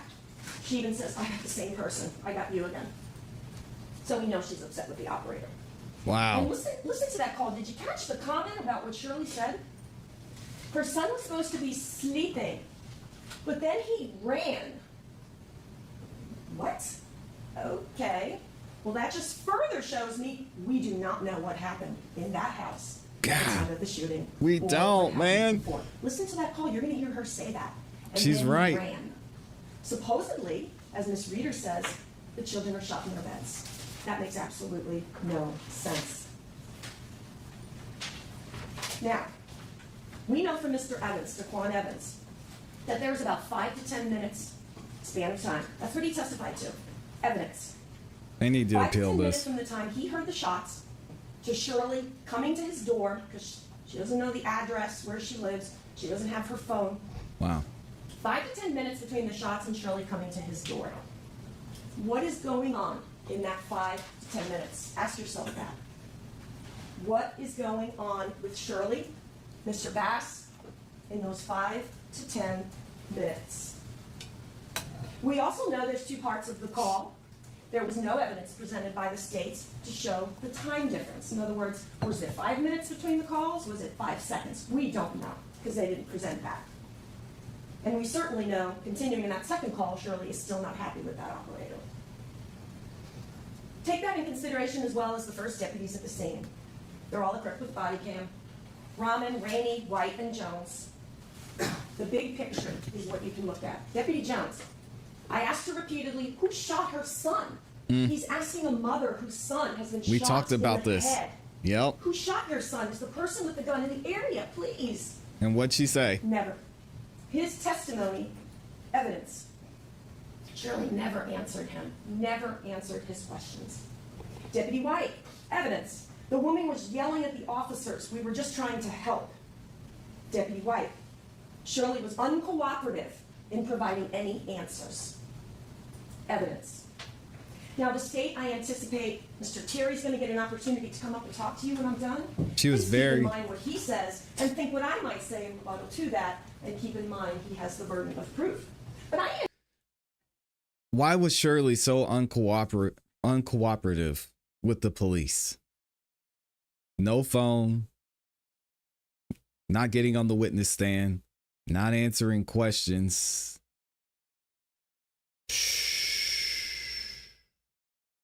It doesn't make sense, y'all. It doesn't make sense to me. It doesn't make sense. Again, I mentioned this in the comments. It's clear that this is the parents' fault. I don't think anybody's questioning that. The parents did this. The question is, who pulled the trigger? And that's important to this case, especially when someone's facing the death penalty and premeditated murder. Now, if you want to talk about manslaughter, you want to talk about maybe first-degree murder, okay. Premeditated murder, there's too much isn't adding up. Too much. anticipate, since this is my only time to talk to you, he's going to say, well, she was traumatized, right? She's traumatized. So you got to look at that whole big picture about her uncooperativeness, and we'll talk more about that. But it doesn't explain this case and not answering simple questions posed to her by a 911 operator or the deputies. Who shot your son? My husband. Never, nada, never says that. Never. Deputy Jones. The lady wasn't very helpful. That's it. Not helpful at all. Now, Mr. Bass, another comment from opening statement by Mr. Terry. Mr. Bass never tells the police his daughter is upstairs. Not true. Evidence. You heard from Deputy White. Body cams, you got beeping going on, they're difficult to hear. Deputy White said that Mr. Bass did say something about a little girl, and he documented it in his report. It wasn't just off his body cam. He told you that. I heard that. What you kind of hear on the body cam is something like, anyone upstairs? No. Then you can hear something. Watch those body cams again. Something is said right after that. And I believe that Deputy Rainey's body cam may be one of the best to pick it all up. But listen for the word daughter. Then, is anyone else in the house? No. But I didn't make that up. Deputy White took that witness stand under oath and said he did say something about his little girl. But Mr. Bass is not allowed to be traumatized. Well, surely Bass is. You can't have your cake and eat it too. Now, Deputy Jones even told you, well, I didn't hear that. I didn't document it in my reports that he said no, but I was walking behind Deputy White. And I just walked quickly past Mr. Bass. And he specifically told you he might have heard something, Deputy White, that Deputy Jones did not. Evidence, that was his testimony, because Deputy Jones was behind Deputy White. Evidence, he told you that. So I ask that you watch those body cams again. I'm sure Mr. Terry will say the same thing. Now, let's continue on concerning Shirley Bass. Her daughter was killed in a tragic event. Her son was shot in the head. But she desires to be uncooperative with Detective Gaboto. He asked for her phone. Remember, her phone was in the crime scene. Here we go with the Some member phone. of HTSO went into the crime scene, took her phone out, and gives it to her. So she has her phone back. Mr. Bass's phone, able to be downloaded, is on the couch. You can see it, right? He's asking, I want to download the phone. No. Never does she give her phone to him to do a simple download. And guess what, folks? Why? You saw phone evidence, right? Now, I believe it was Corporal Gaboto said there wasn't anything on Mr. Bass's actual download, but that's why they look at it. That's why they do a cell write. Because it does reveal evidence, and it is important. She was hard to reach, he told you. This is a woman whose daughter was killed and son was shot in the head. Mary Lee House, you heard about Mary Lee House. It's kid-friendly. There's just the interviewer that works at Mary Lee House who's trained to speak to children in a kid-friendly environment. They have to do, and they want to do, an interview of JJ based on what happened, what he saw, what he did. On 9/7 of 2022 in the AM, Shirley absolutely refused to let her son be interviewed. Now, the state's going to say, oh, just Corporal Gaboto said he was just out of the hospital. Well, then say that. This Can we wait a is little crazy. bit? No. She lies to Corporal Gaboto. You heard that. And said, well, I got here earlier, and I waited a long time. Remember he told you that? What else did he tell you? That's not true. Because I was here early, and she was not here. So we know that's false. That doesn't make sense either. Why wouldn't she let her kid talk to the police? Yo, I'm done. That's the last time I'll say it. Okay, that's a lie. That's not the last time I'm going to say it. Also, I need to correct myself. When it comes to the death penalty, he's not facing the death penalty, but he's going to get a mandatory life sentence without the possibility of parole, he being Jermaine Bass. Initially, the prosecution was going to ask for the death penalty, but they withdrew their petition for that. So he's just looking out life without the possibility of parole. Shirley Bass's behavior makes zero sense in all of this. Absolutely zero. Why wouldn't you let your son be interviewed? Why wouldn't you give your phone? Why, Shirley? Why, Shirley? Why? Nothing she did makes sense. What Jermaine Bass did and said, to me, honestly, even if you take Shirley out of it, it makes sense. He's saying, I did it. He's saying it was an accidental discharge. Why would he say that? The only way he could say that, the only reason he would say that is because he's trying to protect someone. Is he trying to protect himself? Is he trying to protect his son? Is he trying to protect Shirley? That's the question we have to ask. And Corporal Gaboto, what other interesting thing did you hear about that first attempt to interview JJ? Oh, I never even saw the son. He doesn't know if she even brought him that day. So he says, okay. Let's reset it for the afternoon. Same day, September 7th of 2022, for the PM. Now at this point, JJ's uncooperative. We didn't hear testimony. It doesn't that he make was any in pain sense. Or he was upset. Look what had just happened to his sister. We don't hear that. What do we hear? And I hate to even talk about JJ like this. I'm just going to tell you the evidence, please. Detective Corporal Gaboto tells you the interview did not take place, that second attempt, because he was disrespectful, had bad behavior, and was actually physically attacking Shirley. Then we have another attempt. Well, let's try to do it on 9/12 of 22. It's now reset for the third time. That interview didn't take place. We know at that point, Detective Bernal and Detective O'Toole have to go get an investigative subpoena. Corporal Gaboto told you all about that. It is an invitation, Corporal told you. It was served on her on September 23rd of 2022. So finally, I think this is the fourth attempt at this point. You know, not Shirley, just give me some time. No. Excuses, excuses, excuses. Finally now, only over a threat of being arrested if she doesn't bring JJ in, does the interview take place. This behavior is not consistent with a woman whose husband just in cold blood, premeditated, shot his daughter, Shirley's daughter, 3 times, and shot her son in the head. Yes, it's consistent with a woman who has something to hide. What is she hiding? Absolutely no sense. Corporal Gabot told you she was uncooperative with the investigation. Some things she was cooperative with, he told you. He didn't quite tell you what those things were, but she was uncooperative. Just the same as you've heard from every single deputy that took that stand, the first responders. He also said, quote, Shirley was uncooperative with all attempts to have her son interviewed. What is going on here? What exactly happened in that home? What is going on? Do you really know, beyond and to the exclusion of all reasonable doubt, what happened in that apartment, that townhouse, for that gun to be shot and the children to be injured? Mr. Terry, in opening, Shirley was very frantic. He also seems to imply in his opening, but Mr. Bass wasn't, right? Shirley is frantic on the body cams. We see her. But nobody has met Shirley before and doesn't know how she acts. Nobody has met Mr. Bass before and see how he acts. Not Mr. Evans, not the deputies. We talked in Board Dyer, if you remember this. Do people act differently to trauma? You guys agreed, yes, you can. No two people are alike. Right. You can be frantic, or you can be like a blank slate and in shock. It sounds like Mr. Bass and Shirley as well. So people react differently to traumatic events. This lawyer is good. She's really good. And certainly, I gotta give being, it to her. quote, blank and quiet, the words of Mr. Evans to describe Shirley Bass describes Mr. Bass.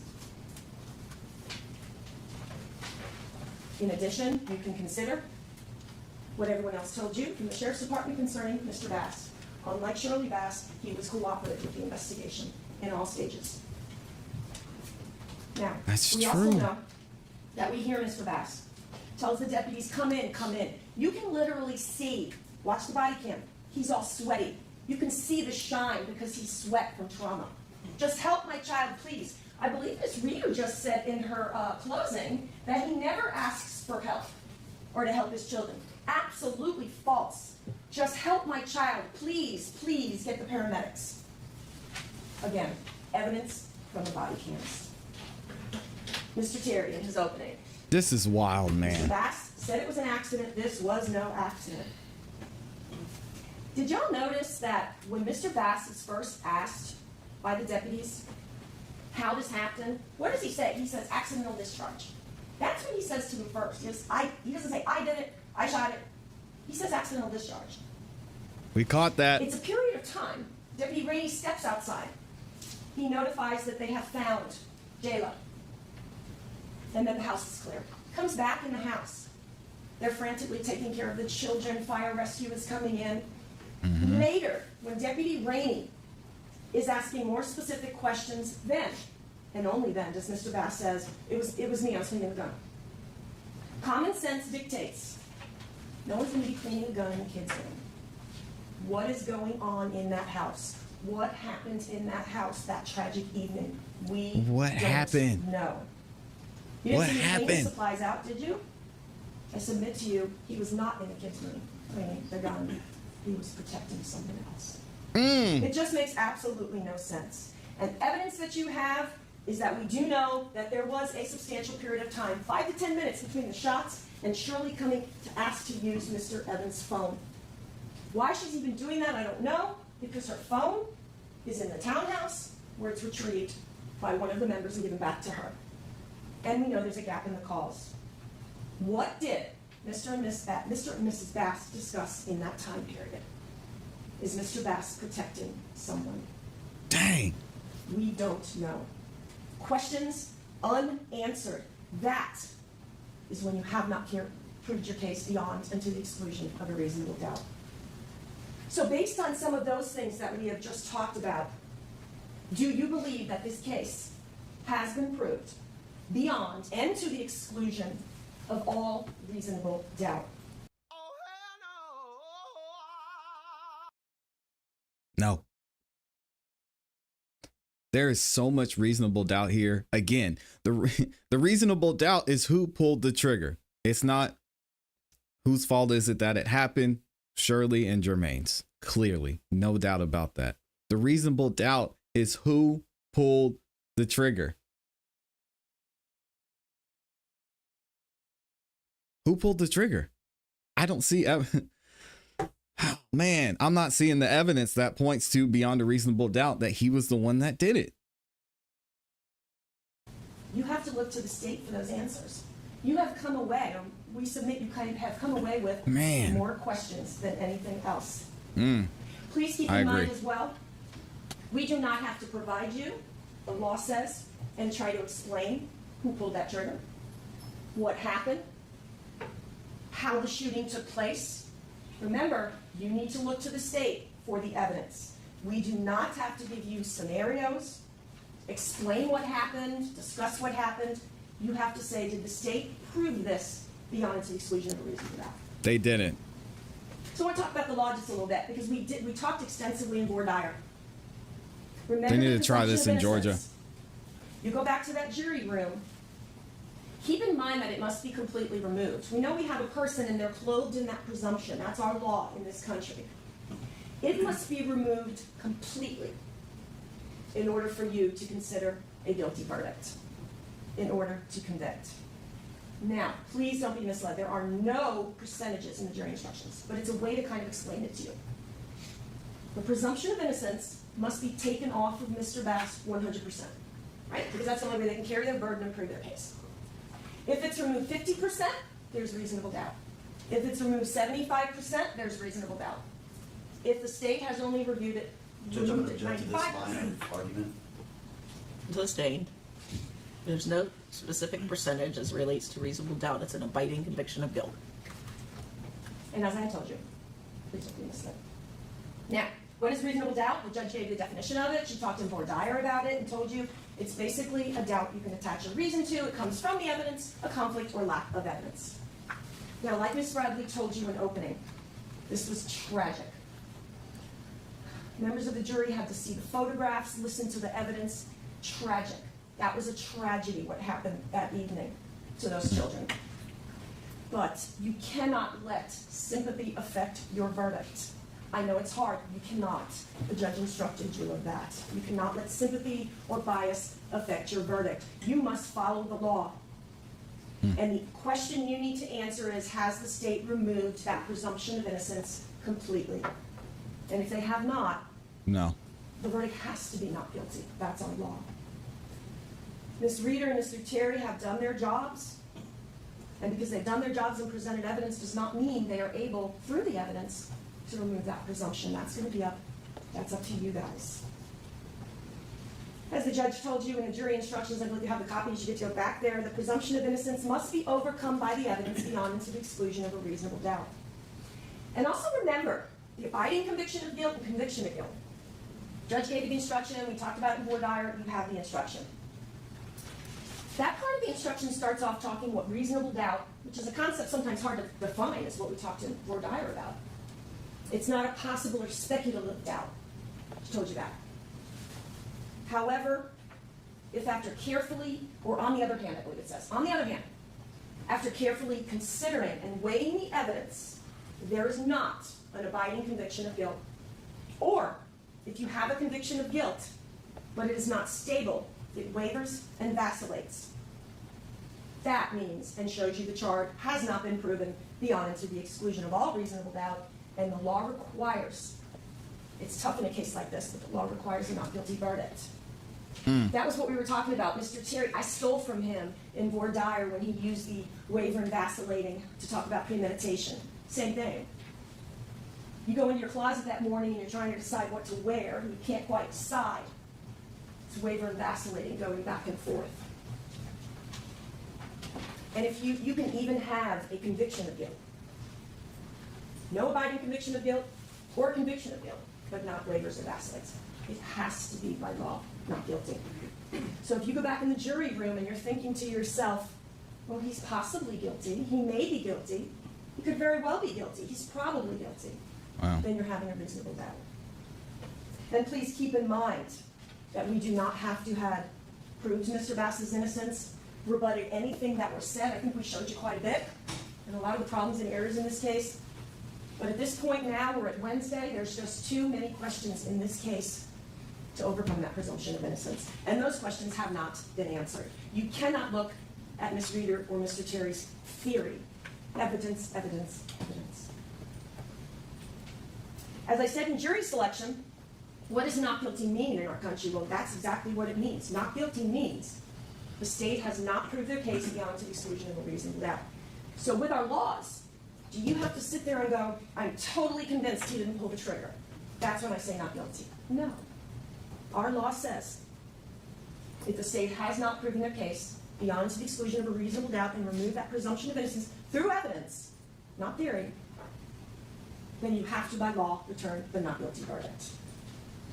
The state has to prove who did it and has to prove Mr. Bass acted with premeditation or felony murder. You have the instructions with you. So I want to just talk a little bit then about the crime scene, the autopsy, and they all present holes in the state's case. Let me start off with Dr. Riley. Mr. Terry said to Dr. Riley in his direct examination, and Dr. Riley agreed, were you there the entire time for the autopsy? Yes, I was there. I wrote the quote. I was there with Dr. McGowan the entire time. Well, no, that's false. We know that's not true. We presented that to you. I said, whoa, hold up. Again, we didn't have to do this. I go up and I'm like, whoa, wait a minute. You weren't, were you? You were in and out. You had other autopsies going on while this autopsy was taking place. That is correct. Uh-oh. And I have other things to do as well. But yet he told you, oh yeah, I was there with him the entire time on direct. Dr. McGowan did the autopsy. Dr. McGowan did the report. Then we have the interesting issue of Dr. Riley, and I'll explain in a minute why all this is important, and then we'll talk about the other mistakes in this case. Dr. Riley testified under oath in his She's still deposition cooking. that gunshot wounds A and B on Jayla, Ms. Jayla Bass, were slightly downward. He took an oath. He testified they were slightly downward. That's what's written in an official document, the official autopsy report. So it's in the autopsy report. He testifies under oath. That's wrong. What else could be wrong? For this autopsy, he was doing other things, doing other autopsies. It's important. So it's wrong at least twice. You heard that.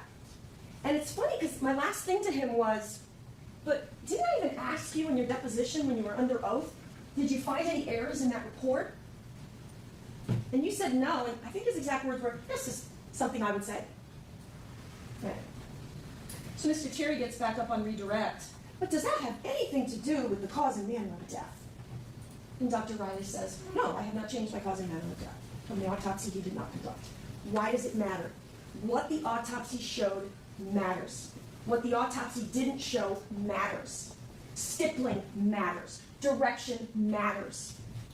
Where a person is shooting a gun that he can testify or not testify to matters. His findings matter. What else is wrong? What else is incomplete? And this is the type of evidence that Mr. Terry and Ms. Reeder would claim they have carried their burden of proof with. Dr. Riley, honest with you on these points. I cannot tell you who pulled the trigger. I cannot even tell you where the shooter was. Remember, Ms. Reeder? Oh, the shooter was standing right next to the bed. It's Mr. Bass, and he puts his arm over and reaches and shoots. You heard no evidence of that. You heard to the contrary. Dr. Riley says, I cannot tell you where the shooter was. Who else said that? Anna Cox. I can't tell you where the shooter was. I can't tell you any of that. So what is all this? Theory, not evidence. Now, this is very important when it comes to the stippling, because they're talking about there's no stippling on Jayla's wounds. Dr. Riley said, there's no evidence based on what he sees for close-range firing. And he told you that is the only thing that indeterminate range means. What else did he tell you, though? There are many variables and numerous factors that can affect the leaving of stippling. Number one, the type of firearm itself, which, by the way, he wasn't even aware of what type of firearm. Number two, the type of the firearm. So the firearm itself and how it works, and then the type, 38, 9, 57. And it depends on how much gunpowder is in the cartridge of the ammo. So these are all factors that he is telling you, evidence, affects whether you can see stippling or not. No further testing was done by HCSO to fire the gun and see that gun with that specific ammo where you see stippling or if you see stippling. Now, State wants to also talk about distance. Ms. Reeder, I think, said something about Mr. Bass puts the gun right up to them or to their heads, something like that. I specifically asked him, are you able to give us an opinion on how far, in this case, the end of the muzzle, so where obviously a lot of you guys know about firearms, where it ejects, was to Jayla's gunshot wounds? That's your distance in this case. I cannot tell you that. I have no opinion. Remember that? Evidence. When he's talking about, well, generally you'll see stippling under 3 feet or under 2 feet. Generally. Typically. But I need the firearm. I need the ammo. And of course he doesn't do that kind of stuff. HCSO would be responsible for actually testing that firearm. So, and of course we have no evidence concerning little JJ in that field. So, keep all of that with a grain of salt and remember what Dr. Riley really said. Shannon Bader and Clay Hobelman. What other errors did we have? Why is it important? Guarantee you, Mr. Terry's going to get up here, and anything I said about what about this, what about this, what about this, you have questions not answered. He's going to say that doesn't matter. I have to prove that Jayla is dead, and we've agreed to that. Clearly, it was Jayla Bass. He's got to prove the elements of the crime. But you look at the whole big picture. How was the evidence collected from the scene? They relied very heavily on Ms. Cox's opinion. I'll get to her in just a minute. But here's something pretty critical. Shannon Bader made a mistake. She puts in her report, she puts on property receipts, and she says in her deposition under oath that projectile was taken from the bottom bunk mattress. So what would that make that look like then, right? It makes it almost look like she's telling you, or the evidence at the time, is that one of the shots or two of the shots, what have you, are on the bottom bunk as well. So that's her mistake and what her mistake led to. That's important.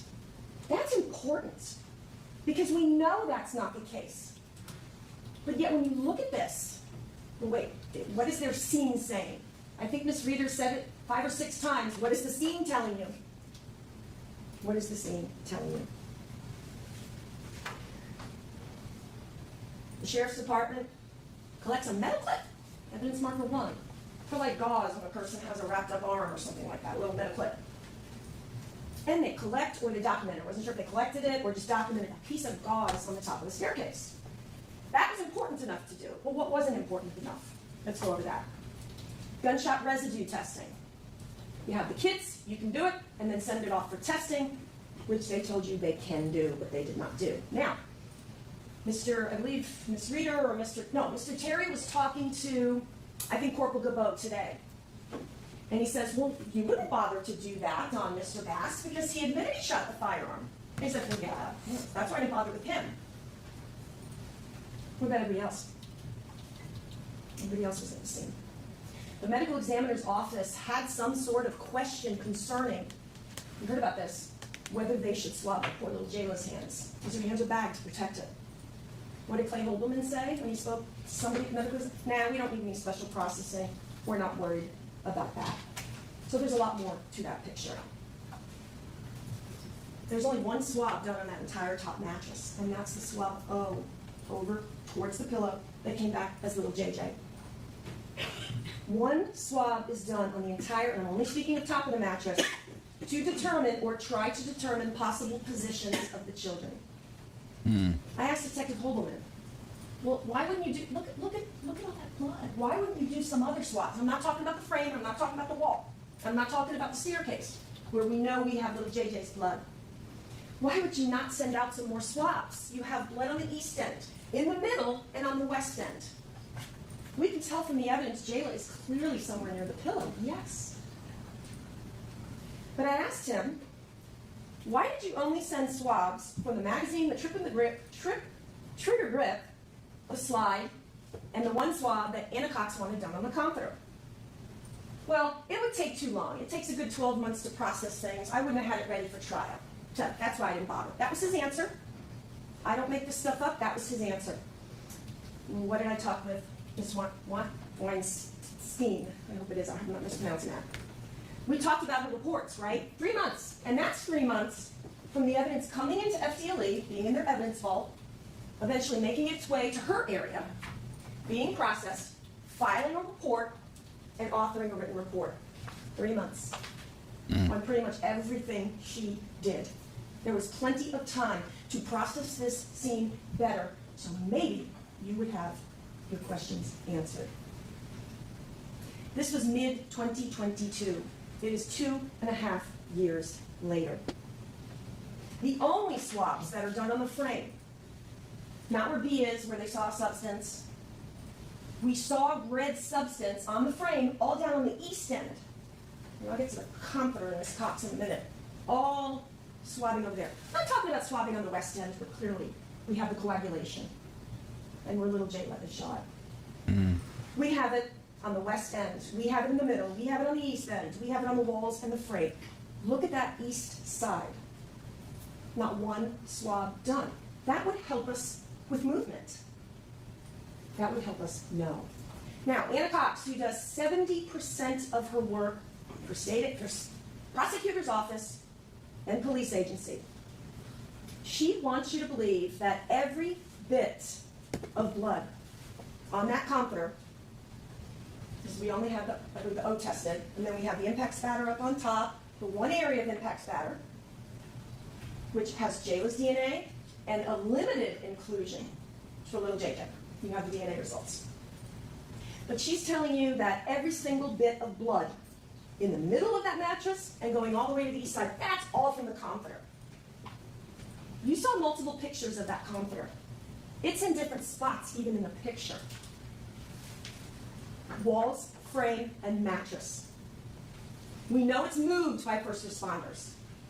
If you see in the body cam, it's kind of next to her legs. There's a picture with the comforter. You'll have the pictures back there, laying in the middle of the bed. Remember that? And I almost said, well, there's a U-shaped here. It was kind of spread out. And there's a whole bunch of blood right here that's not even touching this comforter. Oh, look at the whole sequence of photos, Ms. Cox says. You have the photos. Then we see a photograph of it way over on the east wall. That's the preservation of their scene. Multiple locations of one piece of evidence. And guess what? Detective Holdeman had absolutely no idea that first responders had moved that comforter, moving evidence in the crime scene, until I told him. I told him in deposition. It's in the body cams. He didn't know that. And he's a scene detective. We had to tell the crime scene detective in They a did homicide interview the case neighbors, where yeah. children are shot. These things. That's a problem. That's a problem. We know that they had the issue with the label of the B. They thought B went through the wall and was B1 and B2. That's a simple mistake. They moved the bunk bed away, and they could tell that B is not related to B1 and B2. Right? Yet Anna Cox sounded very sure of herself. In fact, I think this reader used the term, she taught you. If you'll happen to notice as well, she appeared to be the only witness in this case who continued talking after the question had been answered. Everybody else answered the question as they should. But here's what's critical. Jayla's head and Jermaine's head, and possibly his hand, was at the northwest corner. Why? Why are you so convinced of that? Because of that one area, P, the impact spatter. That's why she's convinced. He said, well, all gunshot wounds aren't going to leave impact spatter. Oh, yes, they will. Generally, you don't really become a sense of the door. You don't have to leave it at the door. She was even aware that P, the impact spatter spot, was a limited, little Jermaine was included in a limited capacity. And you have the stipulation on that. So then I said to her, well, look, all right, she's processing a scene which had been not done 100% correctly by HCSO. Some mistakes are made. You can't give us the exact position of Jayla and little JJ's head, correct? Oh, yes, I can. It was in the northwest corner. I'm like, okay. And she said it again and again. I said, hold up. That's not what you told me in deposition under oath just December of last year. That's not what she said. I had to show her her own words. She said, proximity of the northwest corner, I cannot give you the exact position, just somewhere in the proximity of the northwest corner. So she said in December, under oath, she comes in, teaches you, shows you her PowerPoint. Oh no, yeah, no, their heads are definitely there. You can consider that. And of course, none of this that we're even talking about so far about the crime scene and the autopsy is only in pulled trigger. So you can consider all of that. Talking about Ms. Cox, don't you think if the sheriff's department had seen biological material, and somebody would have mentioned it, somebody would have put it in a report, somebody would have had that tested? She looks at some pictures, photos only, and says, oh, that's biological material there. Well, do we know? Was there DNA done? Do we have any idea? Just a picture. Well, no, that's what it looks like to me in my experience. It was also interesting because she said something about drips of blood by the couch. I guess away from the couch, because you know Mr. Bass is sitting there cradling his son. The officers all told you. Right. There's blood coming down. She said something about some drops. That's not documented by Bader or Holberman. The green scale marker on the ground there shows what you decide. It looks like a little footprint.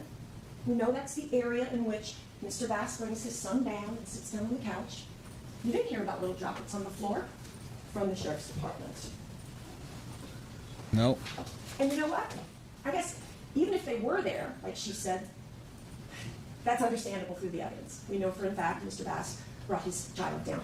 Just like the blood that's down the staircase and all that, all understandable, all explainable, and she told you that. Why wasn't anything done at all with the swabs taken for the gunshot residue? The comforter, wherever it is, you know, it's more towards the left, could have been right under where that gun was, and where the gun's being fired. In fact, I think Ms. Reeder says kind of that it's lifting over, going right on top of it, to show us positions. But why wasn't anything done then, at all? Well, we don't know. They took swabs for gunshot residue, they did infrared light, did nothing with it at all. I believe I asked, it was Detective Holberman or Corporal Gabo, further testing could have been done. FTLE results. Item 7, the magazine, and item 8, the grip and the trigger, have the son's DNA. Now, I've been working with Mr. Terry a long time, I can kind of predict what he's going to say. Keep in mind again what I would say when he gets up here. But I presume he's going to claim, oh, it's just some sort of transfer. The fact that DNA, the biological profile of that little boy, is on the actual grip, trigger, and magazine of that gun. What happened in that house? Did y'all hear that? How? How is that possible? On the grip and the handle? And they didn't test it? Crazy. That's Transfer evidence, all those as she sauces, says. Mr. Jerry? All of them are just transfer? Well, Reasonable doubt. those statistics? No. No. I even asked Ms. Weinstein what the actual statistic was for little JJ's DNA on the grip trigger in the magazine. Because she capped it at 700 billion, which understandable, it's greater than 700 billion. They don't bother reporting in their report, they put it in their notes, what the actual statistic is. So I asked her, what is the actual statistic for the trigger for the son's DNA? Way more than 700 billion, 640 quintillion. I had to ask her how many zeros that was. Can't remember if she said 20 or 30. You guys rely on your own memory. With those statistics, we ain't looking at transfer, folks. What happened that night in that house? We know what happened. 310 trillion. Not with those statistics. Ms. Weinstein did tell you that they usually typically say, I expect a donor to be there. She flat out told you I would expect Mr. Bass's DNA to be on that gun. He would be an expected profile. And he was. It's his gun. So the state wants to focus you on that. Well, his DNA's on the gun. That means he committed this crime. Absolutely not. What did FTLE also say about the magazine? Mr. Terry, when he was questioning Ms. Weinstein, said, so Shirley's DNA is not even on the magazine, right? I objected. On cross, I asked, No, I can't include or exclude her. I'm not saying her DNA wasn't there. On the magazine, Shirley cannot be included as being a donor or excluded as being a source of the DNA on the magazine. And the FDA analyst cannot tell you anyone did not touch that gun that evening. But what else is important that she told you? There are actually ways to do statistics, because we heard the statistics, 1 in 600 trillion, 1 in 700 billion, for it to be some other unrelated person. I said, wait a minute. We keep saying unrelated when we know this is a biological family. Are there statistics that can be done when it involves related persons? Oh, absolutely. That's what I think, Amy. There could be a way to do the statistics. I'm going to stand when on we it. have related people involved. But we didn't do it in this case. FDLE's not doing that. Everyone's related. Why didn't they do it? We don't know what the statistics may have been.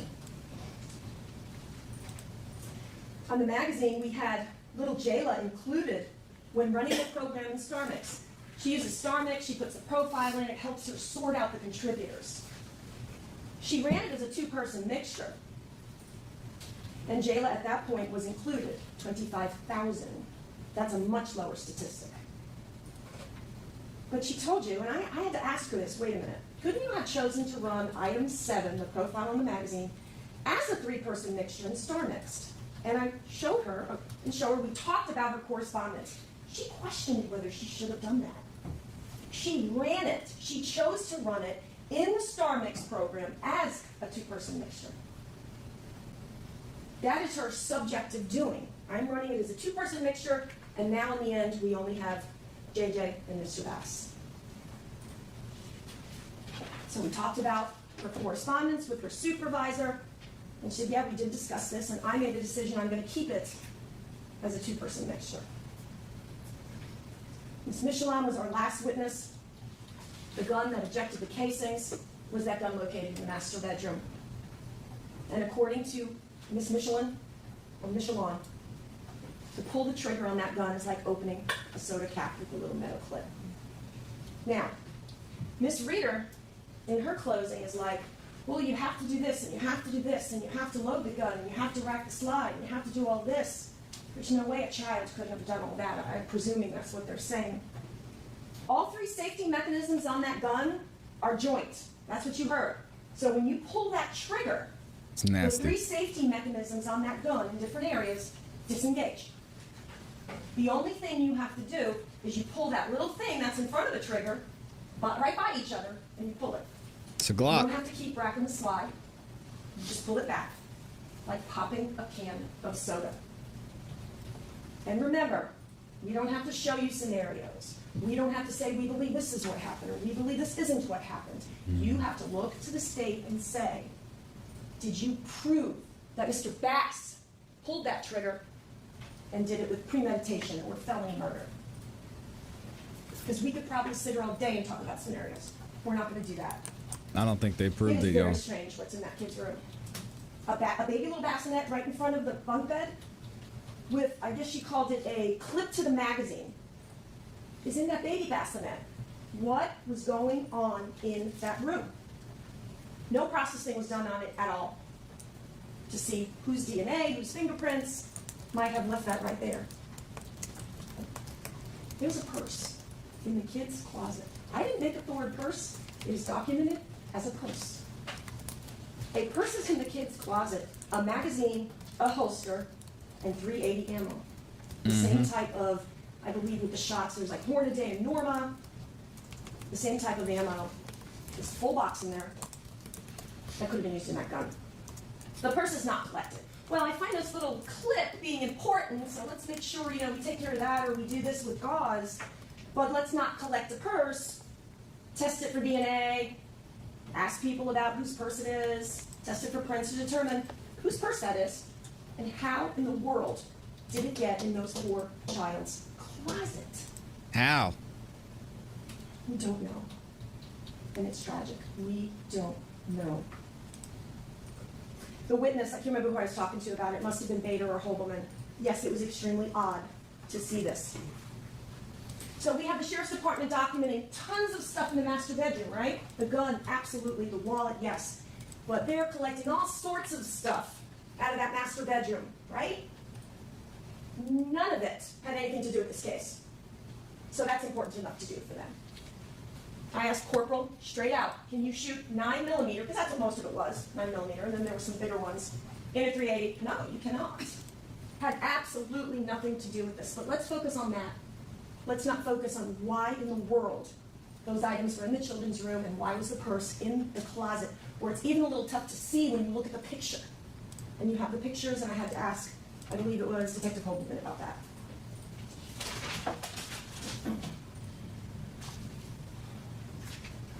The only .380 items, which is what goes in this gun, were in that purse in the kids' room. That ammo box in the purse, the holster, the clip, did you swap it? Did you print it? Why is it in the kids' room? Who does it belong to? The see who touched those items. No, didn't do that. We were more concerned about all this non-related stuff in the master bedroom.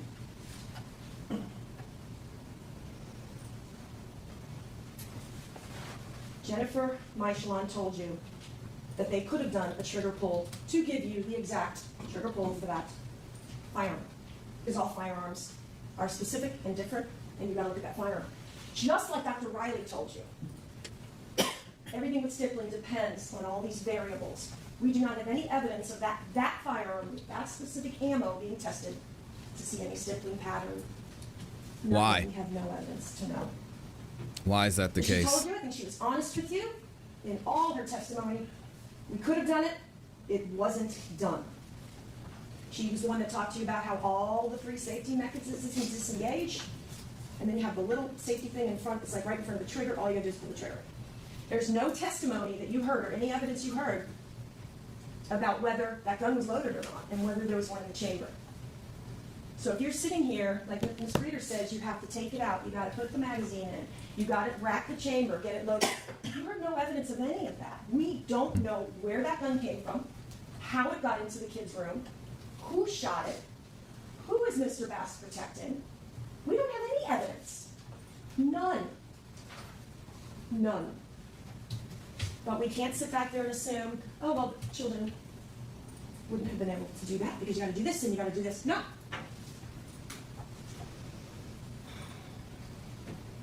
The lead detective in this case did not even know there was a box of .380 ammo in that kid's room. He found out during trial.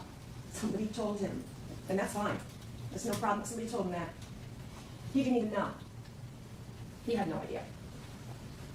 He also testified, Corporal Gabot, under oath in his search warrant, under oath in his depot, and made another mistake concerning the timing on the video. And he talked to you about that. And he admitted all that he had made a mistake, and his testimony under oath is not accurate. But Ms. Michelon told you, it is like opening a can of soda. An adult can fire that firearm, a child can fire that firearm. And it's so funny, Ms. Reeder made a big deal in her closing about how Jennifer Michelon used both hands to hold that gun. She's a firearms expert. She's a grown adult woman. She has to be safe too when she's at the sheriff's department. That's not what we're talking about here. Of course she's gonna be safe and hold it with two. She didn't tell you, oh, I had to because of the way it was recoiling. Nope, none of that. Her testimony was what you heard, a can of soda. These aren't mere possibilities. This isn't speculation. This is their evidence. It's the evidence. This is their evidence that they want you to remove the presumption of innocence with, and they have not. Do you know what happened that evening? A lot of details we don't know. Many details we don't know. So, when the state has not, through no fault of Ms. Reeder and Mr. Cherry, that is the evidence, have not proven this case beyond and to the exclusion of reasonable doubt. I know it's hard. This was tragic, but the law requires a not guilty verdict, and that's what not guilty means. The state just hasn't proven to me beyond and to the exclusion of a reasonable doubt. There's too many questions and too many things we clearly do not know. I agree. So when the state has not proven their case beyond and to the exclusion of a reasonable doubt, you mark not guilty. Remember, that's what not guilty means. You don't have to be sitting here going, oh no, I'm positive he didn't do it, and that's what not guilty means. No, the state has not proven their case. Not guilty, not guilty, not guilty.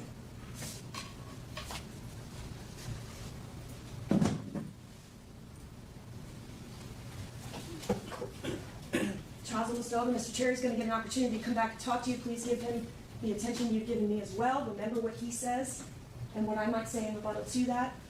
You got to ask yourself, do they prove to you that you know what happened in that house, that tragic event? And I would submit that's what happened. And on behalf of Ms. Bradley, and most importantly, Mr. Jermaine Bass, we want to thank you for being with us last Friday and all of this week. Thank you, Judge. Thank you. And we ask that you find him not guilty. Dang, that was a missed opportunity right there. Great closing arguments by the defense. She pointed out everything that we've been saying as we've gone through this trial. The story doesn't add up. The story doesn't make sense. And for him to say initially it's accidental discharge, somebody helped my son, he was concerned about helping the kids. And then he's like, okay, well, I did it. It doesn't add up. It doesn't make sense. I think he's protecting someone, whether you want to say it's himself, Shirley, or his son, which is horrible to think about. Something isn't adding up in this story, and it's clear we don't know what really happened. Y'all let me know what you think in the comments and in the chat. Let's go ahead and move on to this rebuttal, because this is going to be really interesting here too. We'll have to see what Terry has to say. She's been talking about Terry in here. And thank y'all for liking the video too. Let's see what Terry has to say in response to the defense. It's interesting to sit there and listen to all that and realize she's got a... She did a great job. She's trying to find anything she can pick apart in the state's case. Of course. She went through each witness and tried to find anything that they did wrong, any little tiny mistake. She spent a lot of time talking about Shirley Bass. And she ignored the strongest and the most important piece of evidence in this entire case. The words of her own client. The words of her own client. The first words that came out of his mouth when those deputies come in there to this horrific scene. She completely ignored that, ladies and gentlemen. She completely did. And in fact, I guess because she's ignoring it so hard, she didn't even get right what he said. He never said he was cleaning the gun. He said he was removing the magazine. That's how much she's ignored it, is that she didn't even get the words he said right. Listen to the tape. Listen to what he says. I was trying to take out the magazine and it went off. I wrote down the quote exactly. He never said anything about cleaning the gun. Doesn't make sense. She's not listening to those words because she doesn't want you to listen to those words. Objection, Your Honor. Improper argument. Sustained. Those words are the strongest and most compelling piece of evidence in this entire case. She wants to tell you, well, that doesn't tell you who shot that gun. You know who tells you who shot that gun? He tells you who shot that gun. Doesn't make him guilty. Bass tells you who shot that gun. He said, I did it. If anything, that makes him less guilty. Deputies and those detectives began an investigation believing that man said it was an accident. So they want to look and see what's going on. Who's gonna say, yeah, it was me, I shot my kids? Sorry guys. All right, here you go. Let's go. It doesn't make any sense. Again, And then it comes to like, this couldn't possibly be an accident with 5 shots. But he admitted it was him. And one of the last things Mr. Lemmer said something to why me would he that, talk to the police at all? Who is he protecting? Well, where's there any evidence he's protecting anybody? He's either protecting himself, I can tell you Shirley, he's or his son. protecting himself. We don't know that. Those words, that lie, was protecting himself. He's caught. Hand in the cookie jar. Children shot. He's in the house. Murder weapons in his drawer. He's holding the baby. What does he say? It was an accident. That's the first lie he could come up with, right? You couldn't blame Shirley. We don't even know Shirley was outside. He said Shirley was in her room. Shirley wasn't in that room, for sure. And why would he protect Shirley? Why would he protect Shirley Bass if she shot her children? He wouldn't do that. You know, earlier in the night, he was over there confronting her about whether she'd been drinking. I agree. I don't think it's Shirley either. Protect her? That common sense says to you, ladies and gentlemen, that it's not going to happen. I agree. No. He came up, he knew he was caught, he came up with the first lie he could think of. It was an accidental discharge. And they're like, wow, for both of them? Yeah. I was taking out my magazine and it went off. But she wants you to ignore that She barely even talked about it.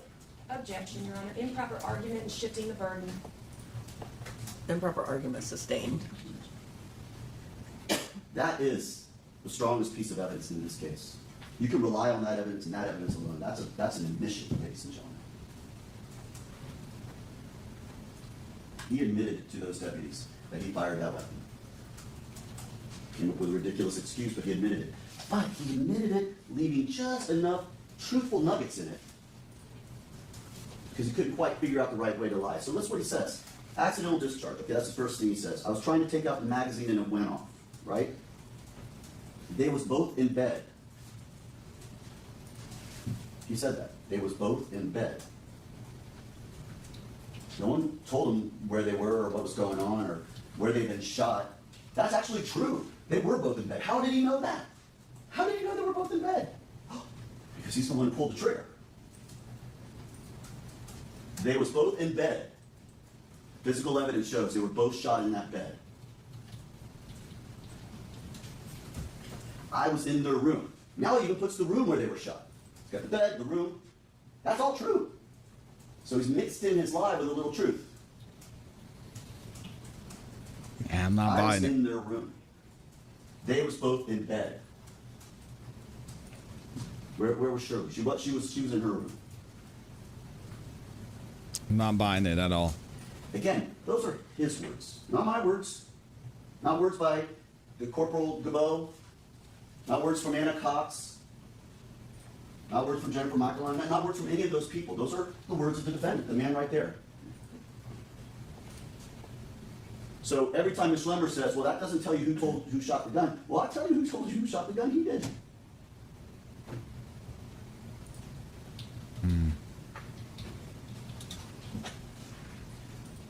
So, Ms. Schlemmer said, he said, clean gun. That's not true. Another thing, and again, you need to rely on your own memory of the evidence. You need to rely on the evidence that you take back there with you. But she just pulled that picture out to show the drawer open and the gun being. Watch the video camera, the body-worn camera with Daniel Jones when he goes in to clear that room. That drawer where that gun is found is almost completely closed. It may be open about this much. It is clear that they opened it more to put the markers on there. So yes, in fact, the defendant did take that gun after his two children were shot in the head, and rather than lend aid or render aid to them, he took that gun and he walked through that house while his children were bleeding out in their beds, took the time to do that, remove the magazine. Oh, again, a little nugget of truth thrown in there with that lie. I was taking out the magazine. Yeah, he did take out the magazine. Why, when your children have just been shot in the head, are you taking the time to walk down the hallway, go into your bedroom, pull out the magazine, place the gun down in there with the magazine, and close the drawer? Does that make any sense to you, ladies and gentlemen? Nope, it sure doesn't.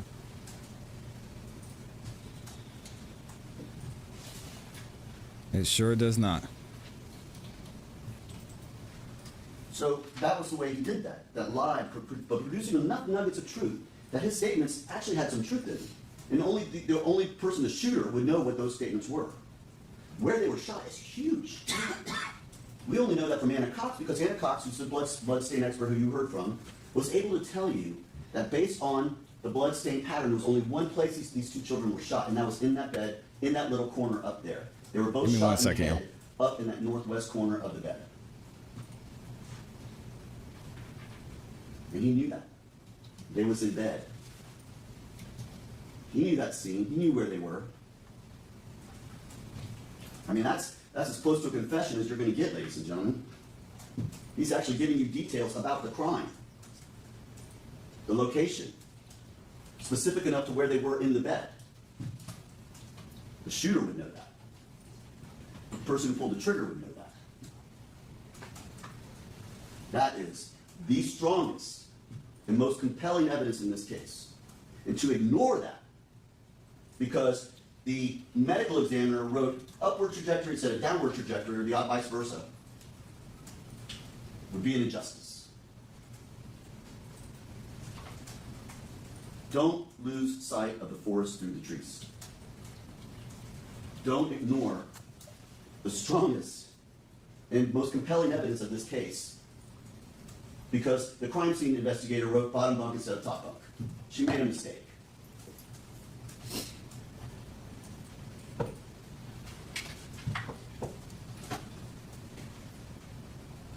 So not only do his words follow along with the evidence perfectly, other than the accident, that's the part he didn't want to admit.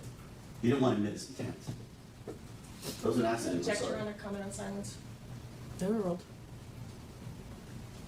So instead of saying his intent, which was to kill those kids, it came out as, oh, it's an accident. But on top of that, the physical evidence also corresponds with that. The location, just where he said they were. Where they were shot, just where he said they were. His DNA is on the gun.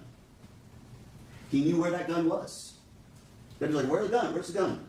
It's on the dresser. Well, it's in the dresser. He knew. How did he know? Because he put it in there. Who does that? A man with a guilty conscience. A man who's trying to hide away the murder weapon. That's who does that. What? If this had been an accident, if someone else had done it, do you think he would take the time or bother to go and put the gun away? No, of course not.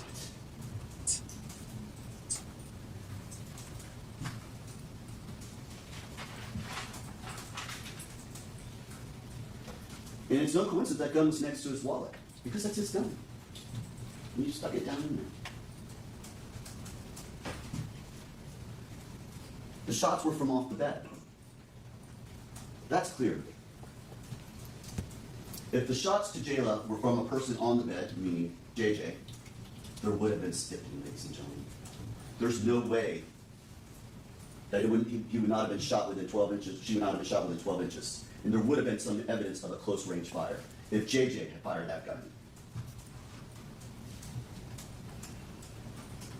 There would have been evidence of a close range fire. That gun was fired from off the bed, at least 2 feet away.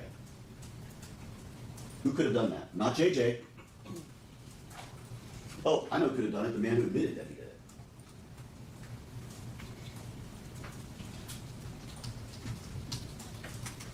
Not buying it. Ms. Lemmer says, you know, she knows me, she knows I'm going to talk about transfer. Of course I'm going to talk about transfer DNA.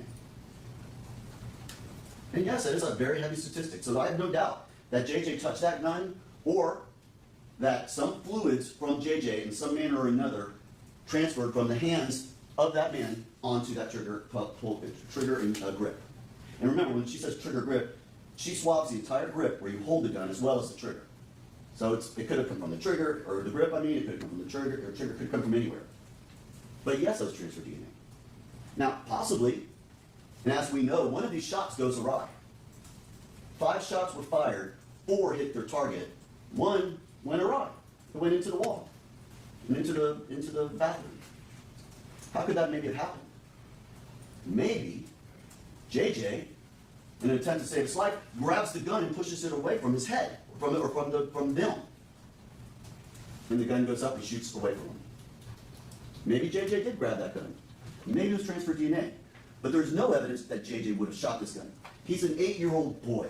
No evidence he had any animosity with his sister, any issues with his sister. Those shots were targeted. But also remember, he shot himself. Are we to suggest that he shot his sister 3 times, then shot into the wall, and then shot himself in the head? Oh, and hit his hand at the same time? He didn't shoot that gun. That's silly. It's silly to believe that he would shoot his sister and then shoot himself. And that just makes no sense, ladies and gentlemen. No sense. So yes, his DNA was on there, but it's easily explained. You know whose DNA is not on there? The person Ms. Lemmer talked about the most in the first half of her closing, Shirley Bass. She is excluded from the grip and trigger. Excluded. She did not hold that gun that night. Well, if she had held that gun and fired those shots, you better believe some of her DNA would be on that gun. She did not have that gun. There's zero physical evidence whatsoever that suggests Shirley Bass did this. You know, and I know that you all may be sitting here wondering, we didn't get to hear from Shirley. I wonder what she said. Well, I'm going to tell you something right now. You did hear from Shirley. All of you did. You heard from her in that 911 call. yeah, we heard her not answer questions. Very hard to listen to that call Listen to it, compare it with the video we have of her outside Daquan Evans' apartment. Listen to how her voice changes, timeline and everything, because I'm going to suggest to you what happens. And you watch this and you will see that this is in fact what happens. And listen to the audio carefully, and you will hear this. First of all, notice that when she is outside, the very first time she's outside, and you need to watch the video very closely, and it's hard to see sometimes, but if you watch it enough times, you will know where the door is to the Bass household. You will see her come out, and she comes out at 21:15, which is 10, or I'm sorry, 20, at 10:21. So she comes out a while before she ends up at Daquan Evans' house. And watch her out there. You'll see her in the parking lot, and she's kind of walking like this, and then she'll walk, then she kind of walks another way, and then you'll see her walking this way before she ever comes to the area where Daquan Evans is. She's out of that house for a while. Why? What's she doing out there? So what does she say when she's on that phone call? You hear her. She's frantic. She's terrified. She can't believe what's going on. She knows there were gunshots in her house. She says, someone shot my whole family. She's petrified. She doesn't know what's going on. She knows there were gunshots. And then she says, I don't know what happened in this house. She doesn't know. She didn't see it. She tells you right there, I don't know what happened in this house. She knows there were gunshots in her house, and she's scared for the safety of her family. But she says, I don't know what happened in this house, but she is scared. You can hear that in her voice. But she's not super confrontational, right? You can just hear she's like scared, and she's not making a lot of sense when she talks. But then watch on the video. She has that phone for about 2 minutes and 20 seconds or so, 2 minutes, 40 seconds. And you'll see she starts walking back into the parking lot, and she heads back to the house. And look at the house. You'll see the door open. And that's when she first screams in really loud, clearly not at the 911 operator, as they would have you believe. She's clearly speaking to someone out there, and she says, what the fuck is wrong with you? What the fuck is wrong with you? You know who she's talking to? She's talking to that man right there. No. What the fuck is wrong with you? Because she knows he did something. She knows he had that gun, and she knows he did something. But she doesn't seem to really know what yet at this point, because you don't see her say anything, and then she calls him, you fucking asshole. And apologize for my language, but I'm trying to quote to you exactly what was said on that day, on that phone call, which I urge you to listen to. But it's at the 2-minute and 40-second mark. Her voice, her inflection, everything changes, because at that moment, she is now seeing Jermaine Bass, and she's seeing him holding her boy. There, boy. She says, that man was playing with his freaking gun. I don't know what the fuck happened. Again, I don't know what the fuck happened. She doesn't know. All she knows is that her husband, of all people, had a gun, and suddenly gunshots are going off, and he walks out with his son in his arms. Yeah. And that's when there's a realization, because you'll hear that now suddenly she starts to get some more specific. My babies, my kid been shot. She doesn't say my kids, she said my kid. Singular. At this point in time, she probably doesn't even know Jayla shot up there. But now she's seeing JJ. Bring the ambulance. My son is bleeding. My son. Again, she doesn't say Jayla. Why? Because at this point in time, she was outside, and she sees her husband come out, and he's got the boy. She doesn't even know what's going on with the little girl. She doesn't realize that her daughter is dying upstairs. This is Shirley's testimony, ladies and gentlemen. Unfiltered, raw, emotional, at the time, the most trustworthy statement you could possibly get from an individual when they're in the experience at the moment they're going through it. And what is she telling you, ladies and gentlemen? She doesn't know what's going on, but she knows something bad is happening in her house, which means she's not there, she has nothing to do with it, she's not involved with it.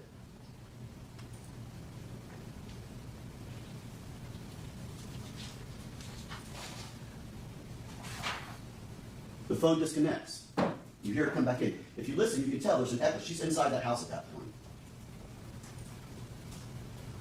She yells at him, leave him alone, don't touch him. She says, I swear to God, if my son died, and you can hear all this on that phone call. And yes, she's very rude to the 911 operator, but remember, she's now realizing that her son is shot in the head. She doesn't know what's going on, she doesn't understand it, but she knows that that man right there, Jermaine Bass, has something to do with it. That man playing with his freaking gun.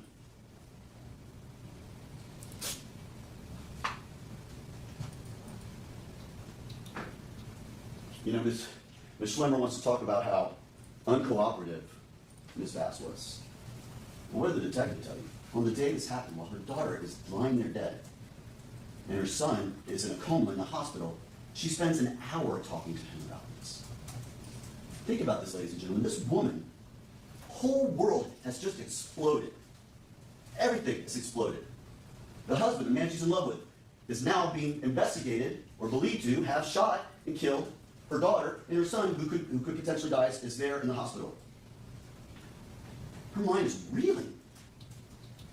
And Ms. Schlemmer wants to sit here and talk about her cooperation. She spent an hour.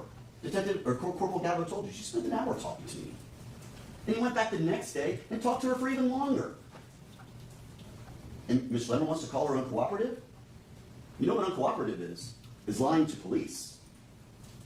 Who do we know did that? Mr. Bass. She wants to get up here and tell you, well, he was cooperative that whole time. No, he wasn't. How is lying to police cooperative? You heard Corporal Gallo. We based our investigation on what he said happened. Did he lie to the police? They weren't looking for a whodunit or who's the other person that might have done this. He told them I did it.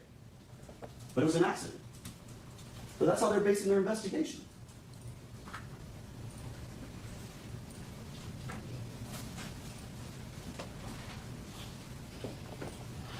So again, remember, we talked to you earlier, we don't have to prove motive, okay? And I think you all understood that, and we went through that in some great detail. But I told you, you're going to get some evidence that something was not right, and I think you heard it. You heard it from China Gadsden, who got up here. And she told you that she was being aggressively tailgated as she left Ruth's Chris. And that's why we presented all that evidence to you, to show you and to corroborate what China said to you. Because we know that that man left those kids alone, got in his Nissan Titan truck. We see him pulling out from the residence. We see him driving down Fletcher towards the interstate. We have his phone records that show his phone going all the way down to West Shore, where he's there for a couple of hours. Not sure what he's doing there, but he's there, waiting, until Shirley leaves, at which point he aggressively tailgates her. What does that have to do with the kids, though? She doesn't know it's him. The only evidence of anyone being aggressive, acting abnormal that night, is that man seated right over there. Not Shirley. How was Shirley? Shirley was fine. She was just normal. She's happy. It was her sister's birthday. We were all out at dinner. The only person with any sort of aggression that night was that man seated right over there. And we proved to you, ladies and gentlemen, that. And we don't have to prove to you motive, but something was not right. He was clearly upset with Shirley for some reason. You don't follow your spouse to a dinner, wait outside, and then aggressively tailgate your spouse. Your spouse is leaving the dinner, and then get up in front and stop him from driving anywhere, and then go up and accuse him of drinking. You don't do that unless there's something very, very wrong. But China said he wasn't upset. Jermaine Bass took that anger home and unleashed it on his children.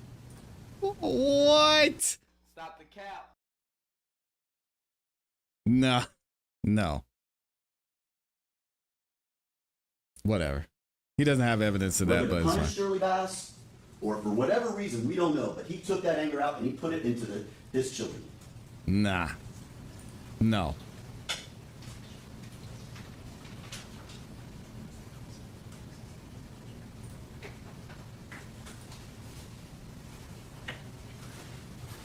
Again, zero physical evidence to suggest Shirley Bass had anything to do with this. In fact, everything seems to indicate the opposite. You see her behavior, you see her franticness after this happens. You hear that 911 call. I'm telling you right now, listen to that 911 call. That is raw, that is pure, that is when a person is experiencing the moment. And you can tell she doesn't know what's going on. You can She tell. is frantic and scared. What does the But few evidence show? moments that she says anything that you can tell that she knows something happened, is she is accusing that man right there. What the fuck is wrong with you?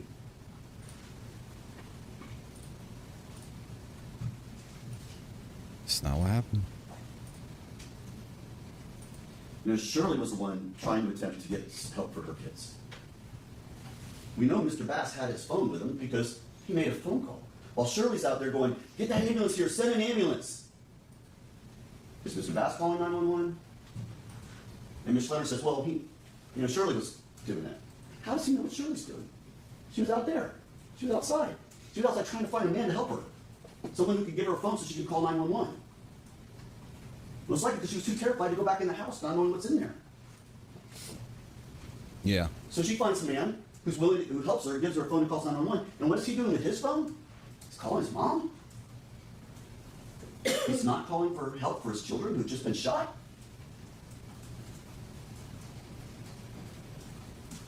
Is that what a father does? Objection, Your Honor, improper argument. Sustained. This was an accident. I think the first thing you want to do is call and get some help. Certainly not put your gun away neatly and close the drawer and call mom.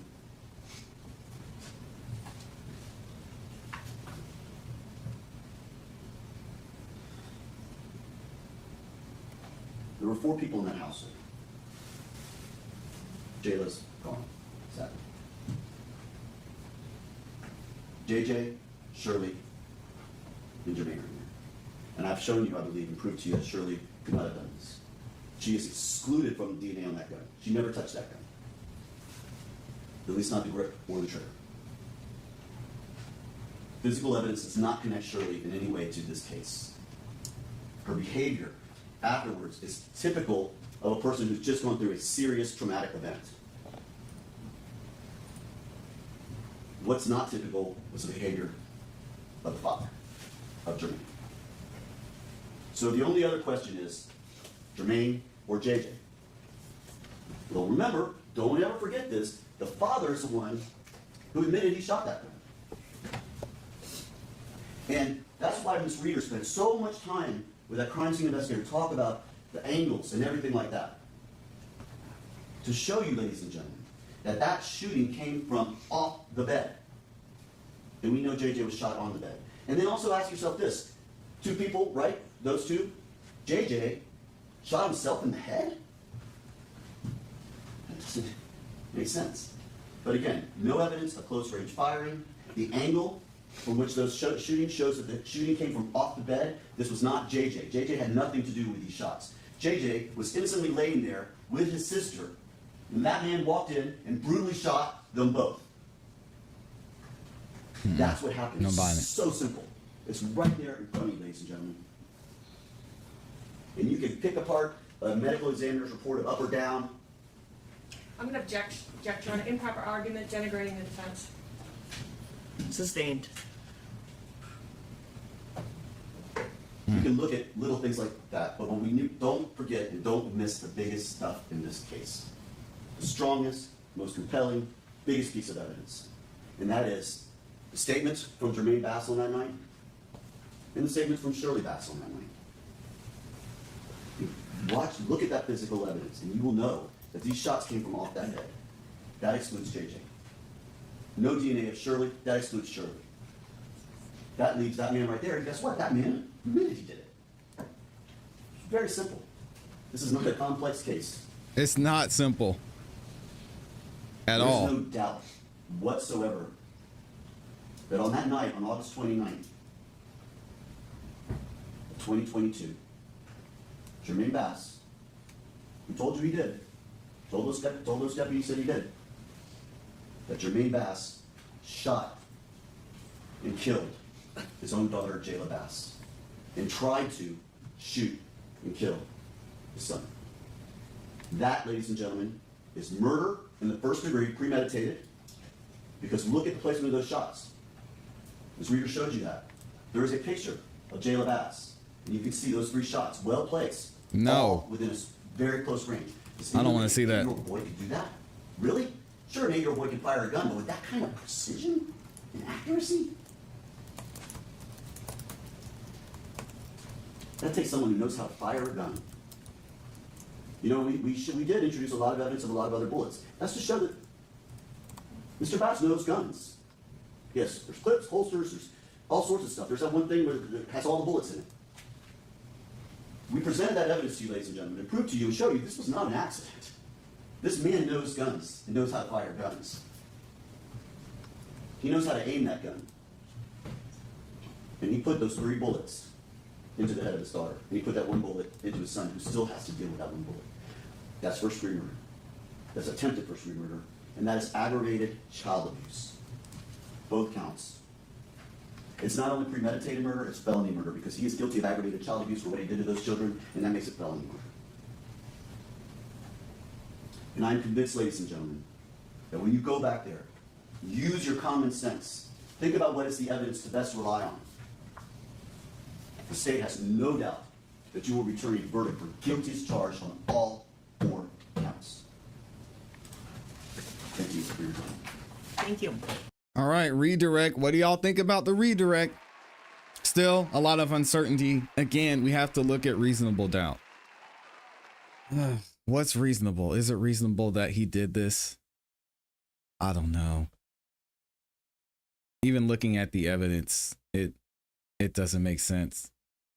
I don't think the state proved that he was the one that did it. Now, he said he did it. That's going to be a problem.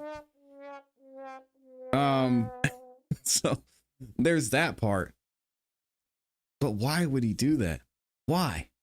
It doesn't make sense to me. Yeah, let me know what y'all think in the comments and in the chat too. I had to read some super chats real quick, and then we are going to get to closing arguments. All right, not closing arguments. The verdict reading. I want to see this. And then we're going to talk about Lil Baby up in here. Shout out to my guy, Mr. Brown in the building. Shout out to Mr. Brown. Just dropping the 5 bonds, showing some love. Amy in here with that cake. Oh my gosh. I could definitely use some cake right now. Amy, please bring the cake over here. Shout out to Amy with the super sticker cake. That would be amazing. All right, let's go ahead and get into, we have a few more minutes here. I think the judge is going to give some last instructions, and then we'll get into the verdict reading. All right, y'all check this out. Here we go. All right, so it is almost 6 o'clock. My intention, unless you would like to vote to overrule me, is to go ahead and release you for the night, to come back tomorrow and begin your deliberations fresh tomorrow. If you would like to overrule me, I see a bunch of you nodding already, and would like to start deliberations tonight, I will certainly stay here and allow you to do that. But I see by the number of you packing away your materials that no one wants that option. Is that correct? Correct. All right. So set them free, Judge. Let's go ahead and get into the verdict. Here we go.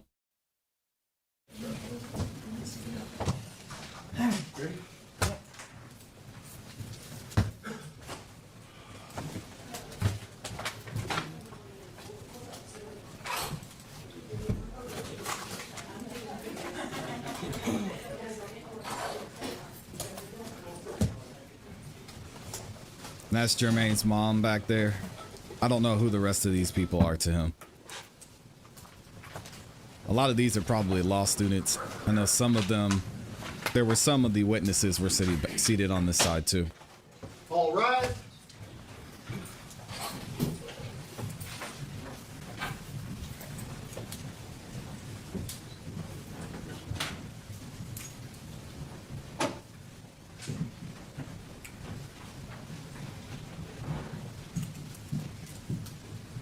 all right, be seated. My understanding is you all have reached a verdict. Is that right? Yes. If you would hand the verdict form to the bailiff for me. She sounds so excited. Thank you.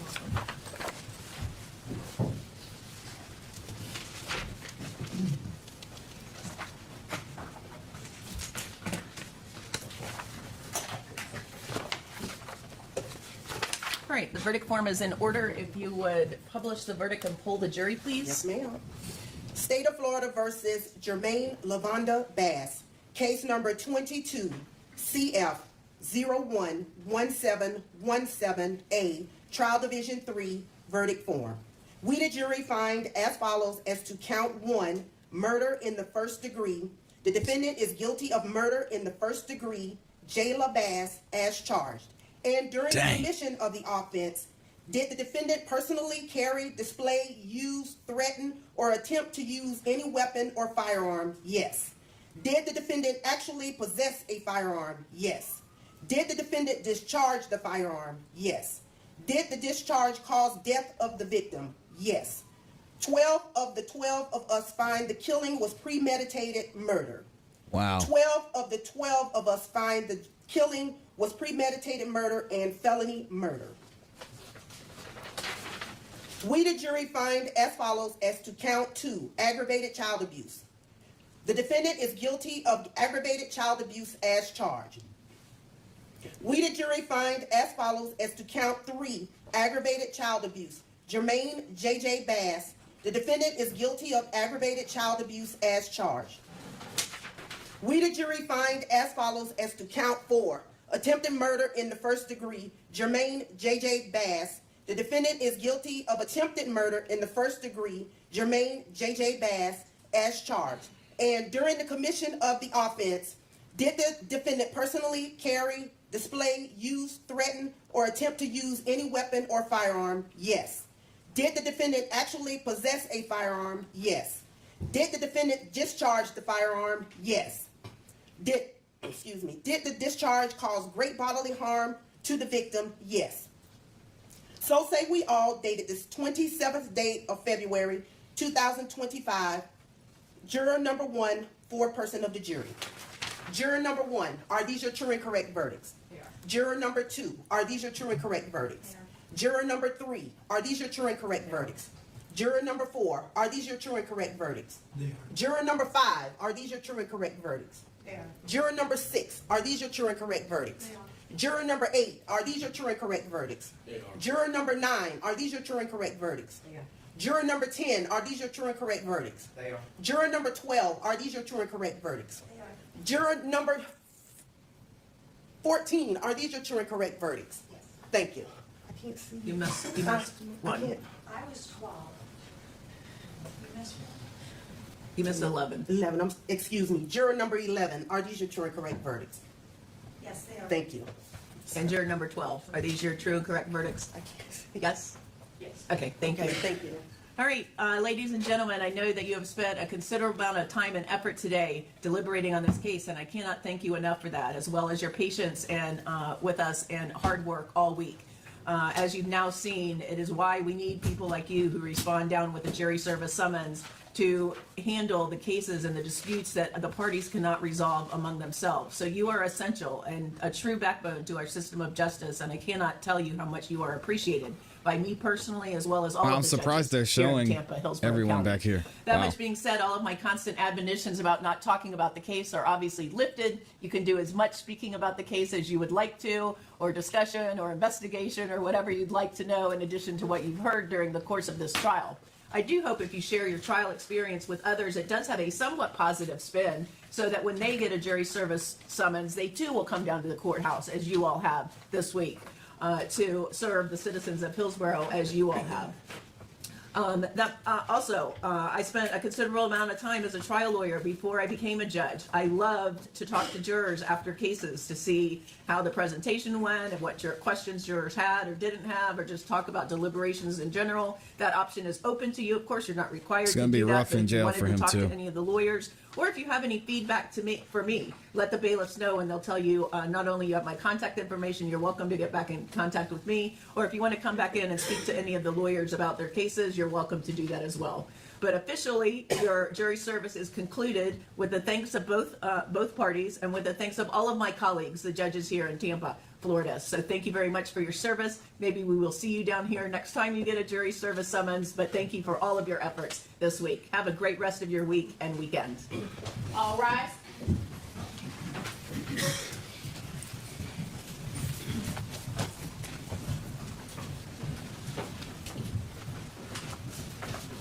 Yeah, his life. He knows his life is over. I think he probably knew for a while.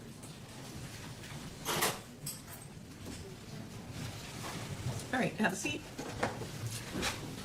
Yeah. Any reason not to proceed with sentencing at this time? Well, Judge, yes, we'll be filing motions, and also there would need to be a score sheet for the other counts, so I would request sentencing be set off. They're right. gonna And I also they're gonna need to appeal, discuss I that think. very briefly as well with Mr. Bass about a PSI. All right, sure. That's fine, Judge. I had not prepared a score sheet. Obviously, I didn't know what the verdict would be or what if we could do lesser, so I just didn't need to prepare it. And I know, Judge, in speaking with the family, I believe at least one of them would like to say something, so I know if we can just maybe have another date. All right.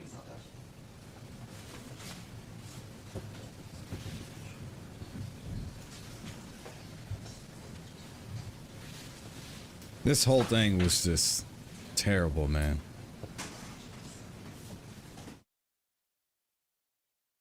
Absolutely terrible.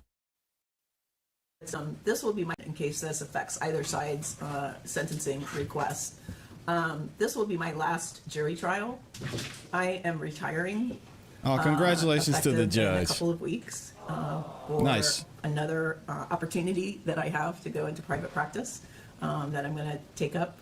So I won't be the sentencing judge if you want to defer it. But I know that any replacement would be reading the trial transcript as well as familiarizing himself with the testimony that's being conducted.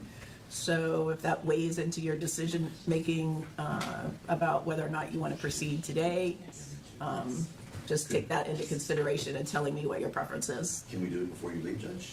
Or before your last day on the bench? We did, yes, and we're waiving PSI, Judge. I have discussed that with Mr. Bass. All right.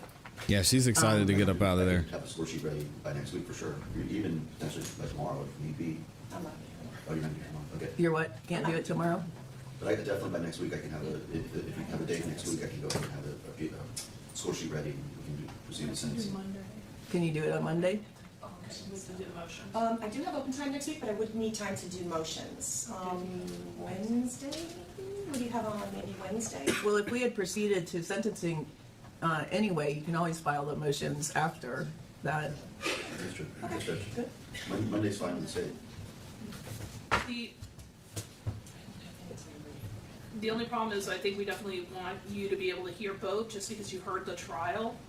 And any post-trial motions that we file are gonna be more complicated if someone's then gonna have to get the trial transcript and review it, do you know what I mean? Do you have time Wednesday? She said, nah, me. Thursday afternoon? What's up, Beat Breaker? The morning in here with you, or Friday? Approach the bench for a minute. So the judge is retiring. Congratulations to her. Looks like there's going to be some motions filed. I'll be interested to see what those are. And as the news comes out, I'll definitely keep you guys updated. Do you think they're going to appeal this decision? I don't know. We'll have to wait and see. Courtroom, please. Court's adjourned. All right. Go to courtroom, please.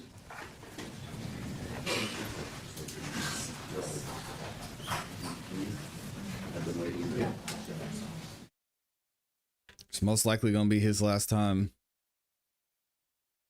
wearing a suit like that.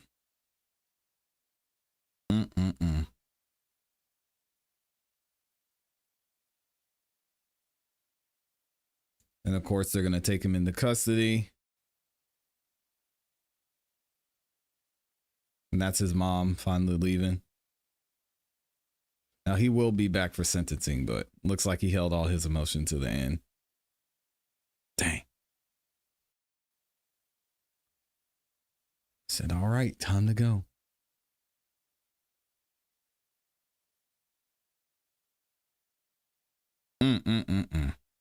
Absolutely terrible. Let me know what y'all think about this again. We've been asking throughout this entire trial and specifically now at the end, if the jury made the right decision. Let me know what y'all think. Also in the chat, we had a survey and it looks like the survey says, when I asked, did the jury make the right decision with the guilty verdict for Jermaine Bass? 61% of you said yes. 39% of you said no. I want to see what y'all think about that in the comments and in the chat. Wow, y'all. Very, very sad. I'm going to go ahead and end the poll there. I can imagine that they will try and appeal this. I don't know on what grounds they're going to, but it seems like a tough one. I wonder if he has a mental illness. You say this has to be one of the weirdest cases to watch. I'm sure this it only gets weirder.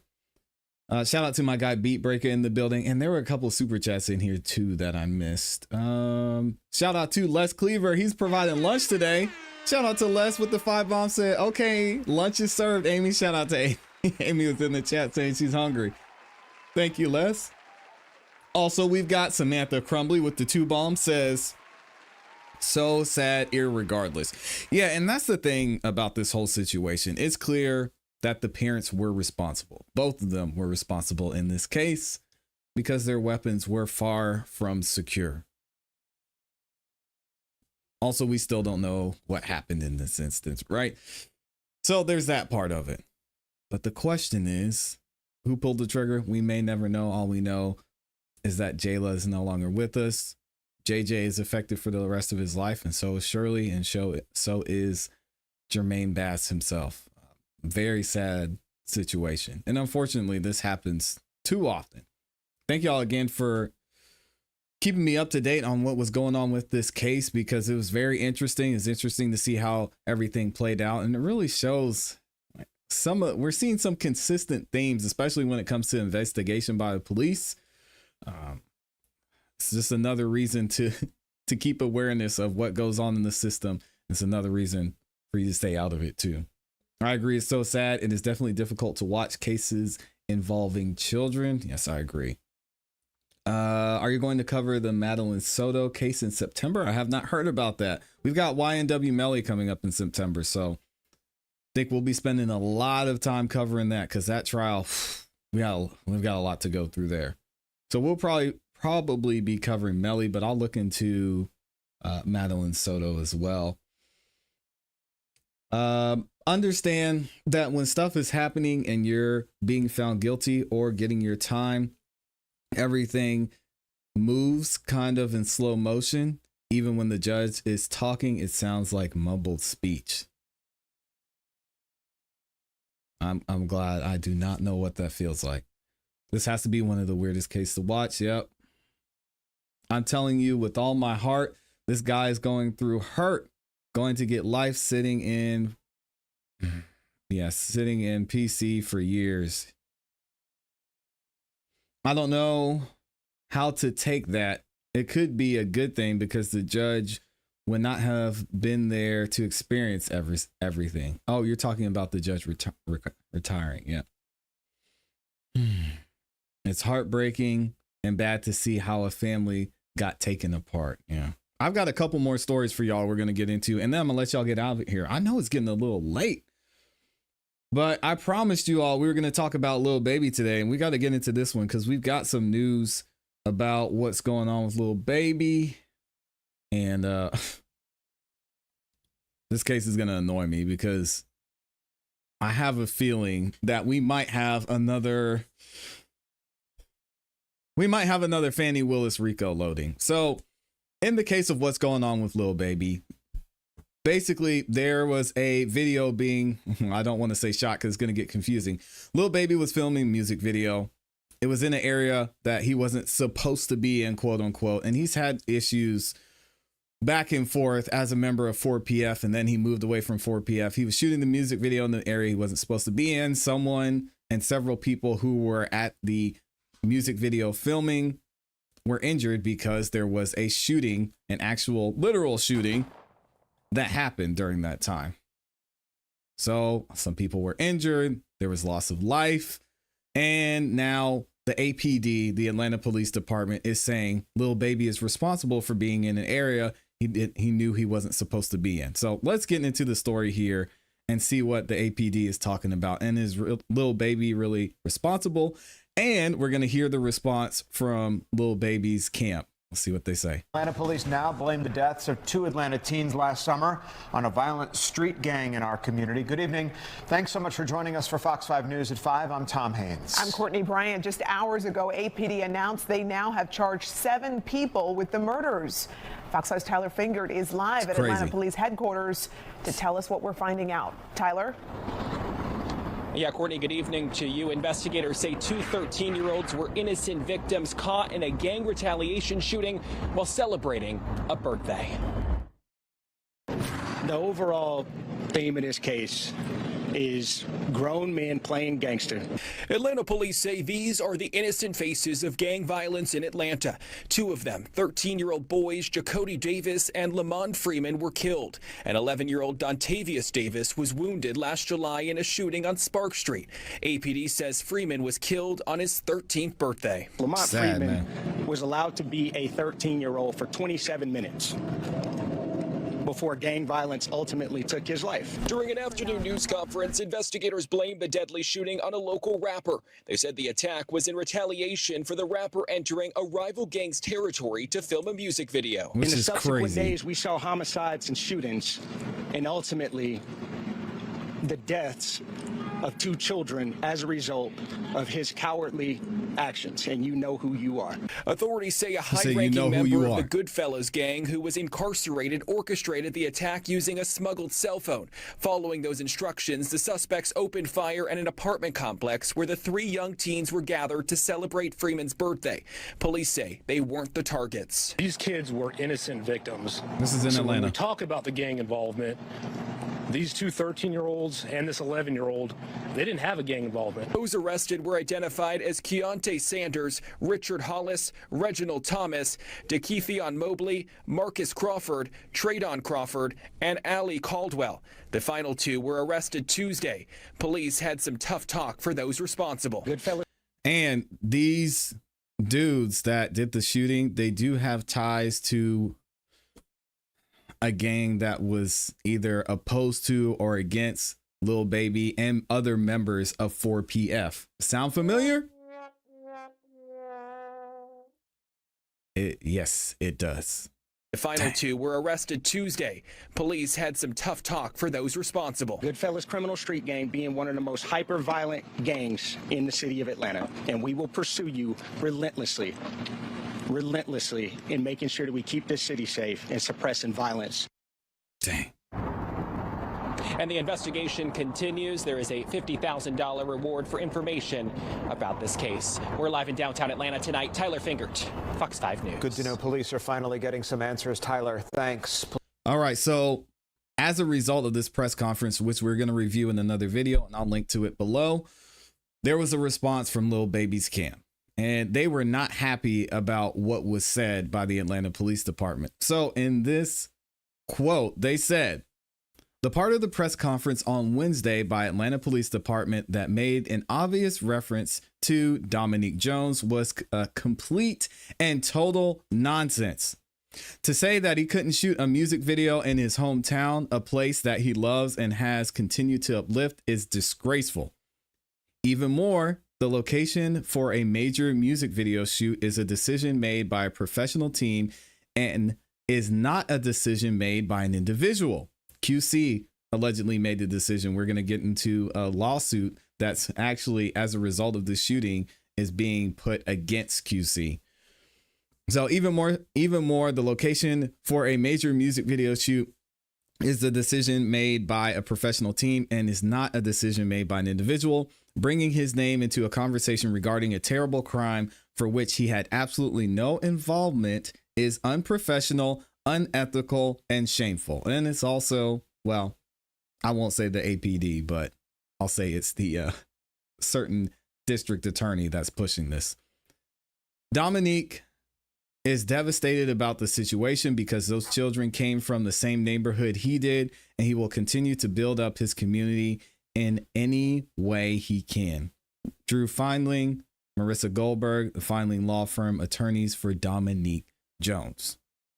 All right, so we've got an article here from XXL, and we'll get a little bit more into what's going on and what Lil Baby's camp is saying and what actually happened in the back and forth that went down between Lil Baby and the Atlanta Police Department. So Lil Baby's attorney, Drew Feinling, has released a statement to XXL in response to the Atlanta Police Department's insisting during a recent press conference that the rapper's actions led to the murder of 2 teens. And we just read that. All right, here's the original story. Lil Baby is reportedly being called out by the Atlanta Police Department, who are insisting the rapper's actions led to the deaths of 2 teenagers. Him going to film a music video, they're saying that led to the death of these 2 teenagers. This sounds like Fanny RICO waiting to happen. It's wild. Lil Baby linked to the murders by Atlanta Police Department. During a press conference on Wednesday, February 26th, the Atlanta Police Department announced 7 arrests have been made in connection to the killing of 13-year-old Jacody Davis and Lamont Freeman, who were shot and killed at a birthday party last July. Major Ralph Woolfolk stated the shootings were a part of a gang war that was started with the shooting at Lil Baby's music video shoot last May, where 3 people were injured. Lamont Freeman was allowed to be a 13-year-old for 27 minutes, we just heard, before gang violence ultimately took his life. Woolfolk says around the 11:44 timestamp of the video below. Gang violence that was orchestrated by adults and the cowardly acts of an Atlanta-based rapper, shots at Lil Baby, that decided to go into a rival gang stronghold in a place he knew he should not have been. Notice, he did not call 4PF a group. He didn't call 4PF a record label. He called them a rival gang. And this is where I'm thinking, Lil Baby, I know you love your city. You put on for your city, you stand up for Atlanta, you represent the A. I get it. But you need to get the f out of Atlanta now. They're calling it a rival gang, which means that they have already decided, and Viverito has already taken screenshots to show and build the case for the fact or the thought that 4PF is a gang. Because you can't have I don't have a rival gang because I'm not a gang. So this wording he used is very, very interesting. And I hope I'm wrong, but I have a feeling we all know where this is going to go and where Fanny's going to take it. Local Atlanta news stations WSB TV confirm Woolfolk was referring to Lil Baby by obtaining arrest warrants. Woolfolk says following the music video shooting, multiple shootings and homicides took place that seemed to be retaliatory. Sounds like YSL. The teens' murders were the result of an unnamed Lil Baby rival calling in a hit from prison. You know who you are. This team will work relentlessly to hold you and the persons you are affiliated with responsible, Woolfolk adds, referring to the rapper. On May 14, 2024, a drive-by shooting occurred in Northwest Atlanta near the Hidden Village Apartments on Verbena Street, where Lil Baby was shooting a music video. 3 males in their 20s sustained non-life-threatening injuries. Fan captured video showing Lil Baby and his team pulling up to the shoot prior to the gunfire erupting. All right, so we're going to actually play this video for you. If y'all haven't seen the video, check this out, courtesy of TMZ. All right, here we go.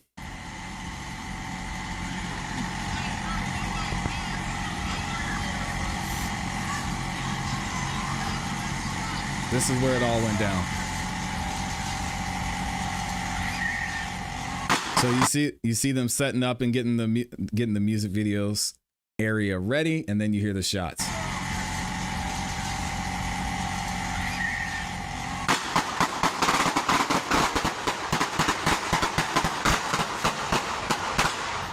Crazy. What the fuck?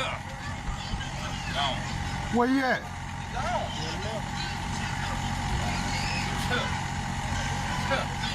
He gone. You can put it up. He gone. Who the fuck was that? He said he gone. You can put it up. Watch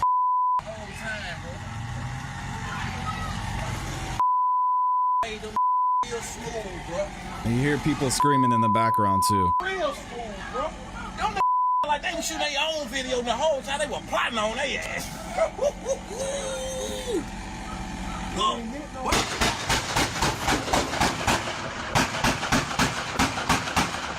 Dang. He's shooting it. Man, get your ass up. I'm getting down like they tell you in the military. He got blacking, man. Them boys gone, man. He's shooting at nobody. Nah, it was just a nigga on the side of that wall with a stick, though. You get the fuck out the way. But them they get for always trying to disaccept the money. It's nasty work.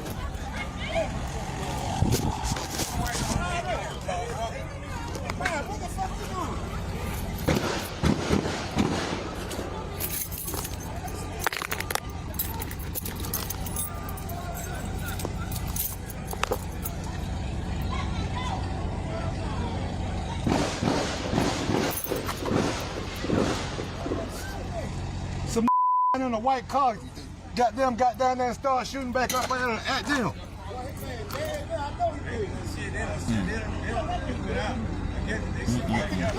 Yeah, they was in a white car. They stopped down there at the cut right there and let loose.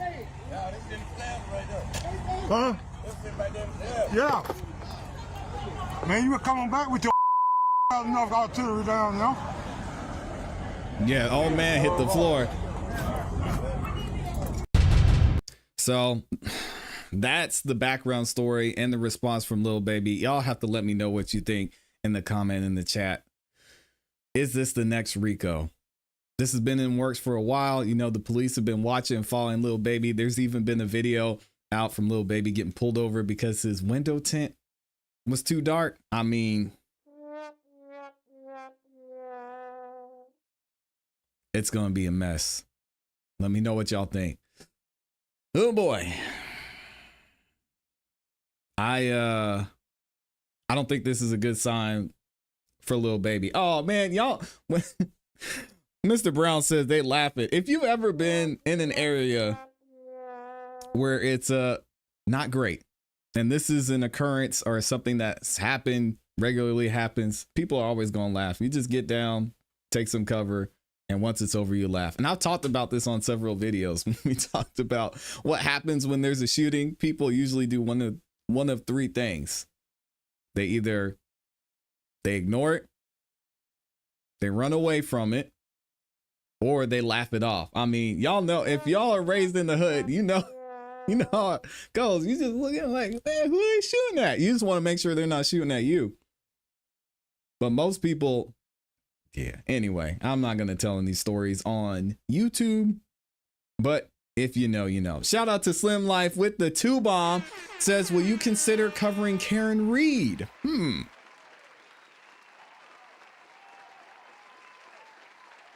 So Tay, I was one of the ones that would run and laugh. So I'm running, looking back, laughing like, oh shoot. You know, especially when you're younger. Oh yeah. Shout out to Tay, says, we've been on the floor cracking up. Who they shooting now? Oh God. The hood is so toxic. It's insane, man. I should not be laughing about it, but see, you see me laughing now, thinking about my life almost ending. It's crazy. Shout out to Slim Life. Should we cover Karen Reed?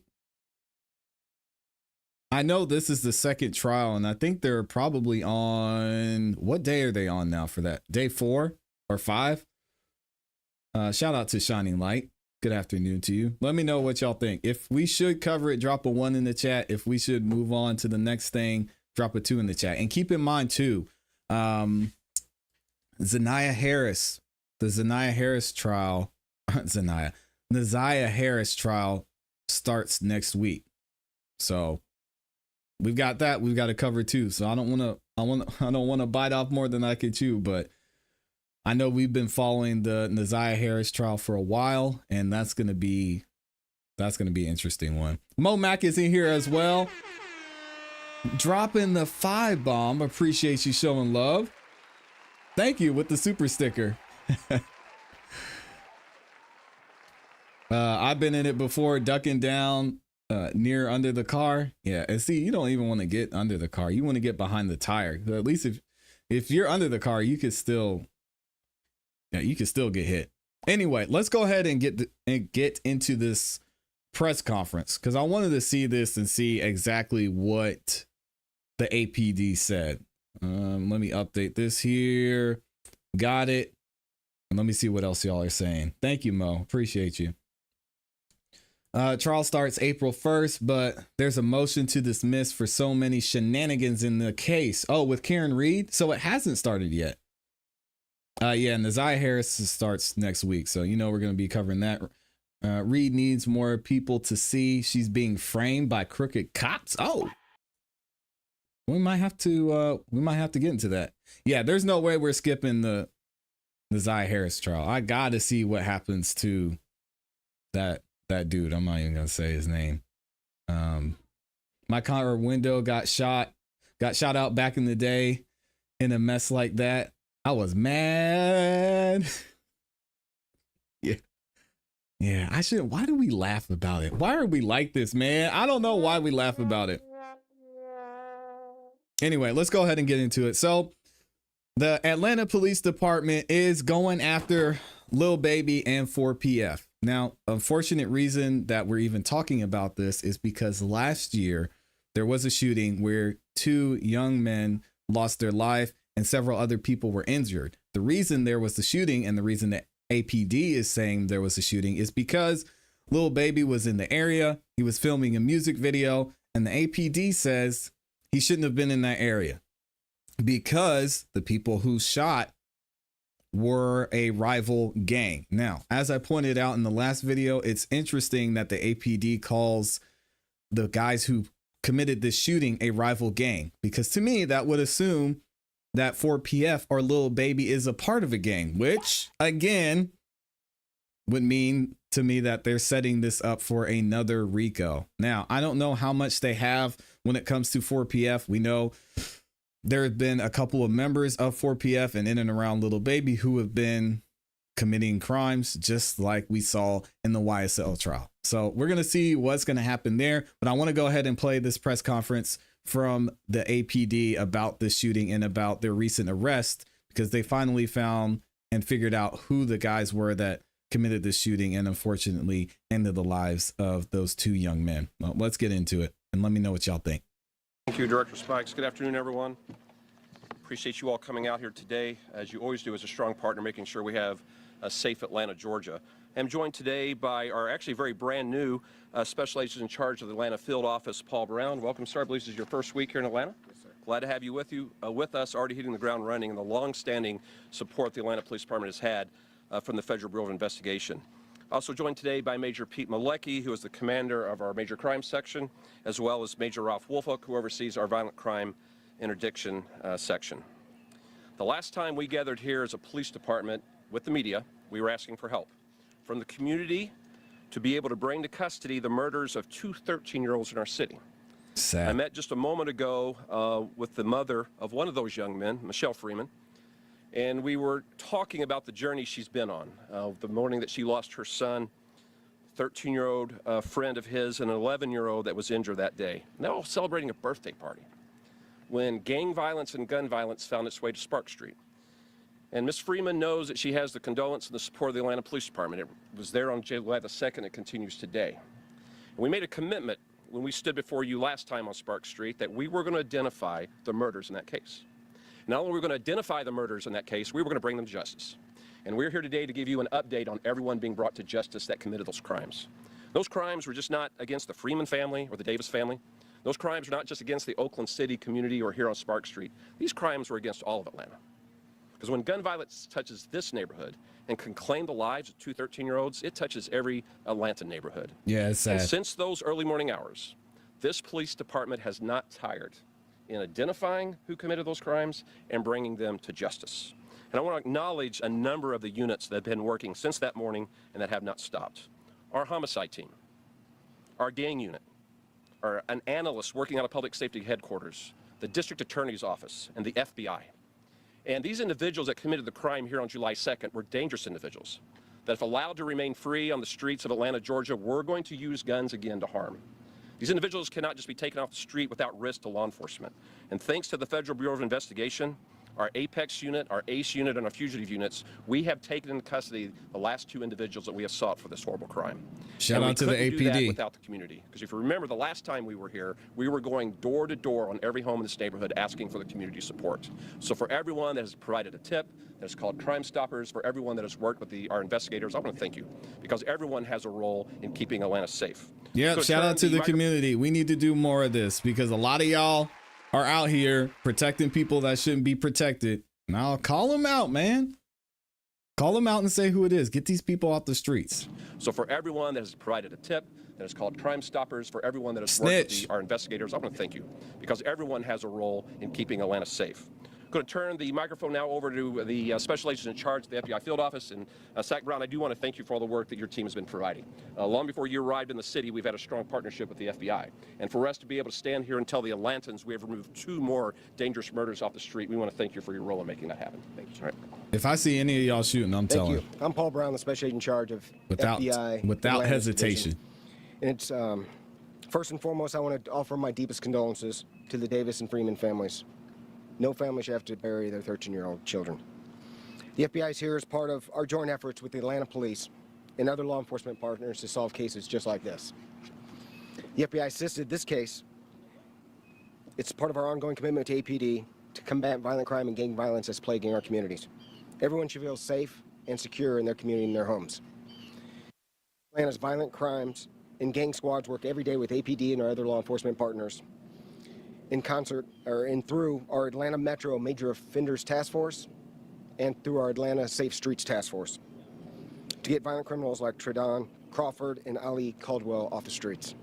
We will continue to use every resource available, working with our partners to include the Atlanta Police Department to keep our community safe. Thank you for your time. Very nice. Good afternoon. I'm Major Pete Malecki. I'm over our major crime section. So as Chief Shearbaum stated, several weeks after this incident took place, we were out here holding a very similar press conference, and we were asking for the help from the community. In just a moment, I'm going to show you some pictures of 7 individuals that we were able to take into custody in conjunction with this tragic incident. I stood here and told you the story how on July 2nd, just after midnight of last year, we had 2 13-year-olds and 11-year-old celebrating the birthday of Lamont Fremont. He had just turned 13, and he got to experience about 30 minutes of being a teenager before his life was taken. It's sad. And when I turn it over to Major Woolfolk, he's going to discuss some of the investigative techniques and really the gang involvement and the gang ties that led to this incident taking place.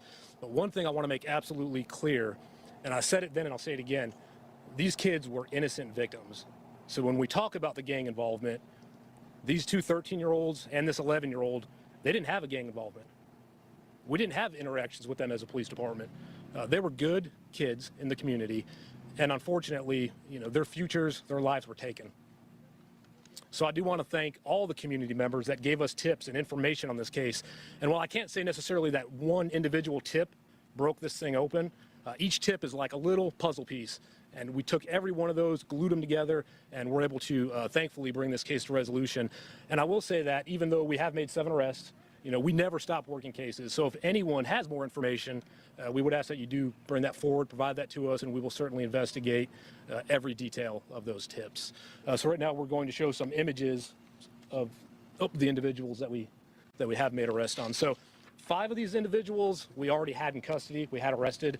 Some of them were in jail on previous charges not related to this. Some of them in jail is So once we established crazy. probable cause, we're able to serve the jails in which they're housed with these arrest warrants. So the first one there Not surprising. is Mr. Sanders. Let me just flip in. Richard Hollis.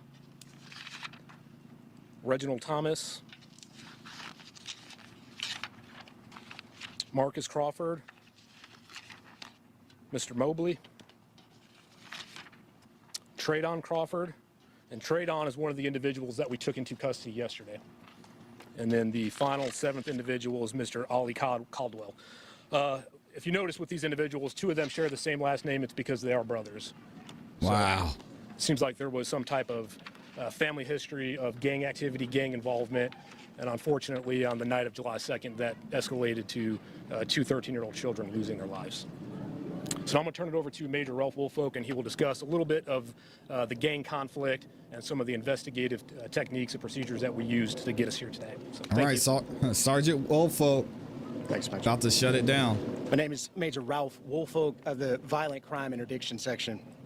And I first want to say the overall theme of this case is grown men playing gangster that left 2 of our children in graves and a community in fear.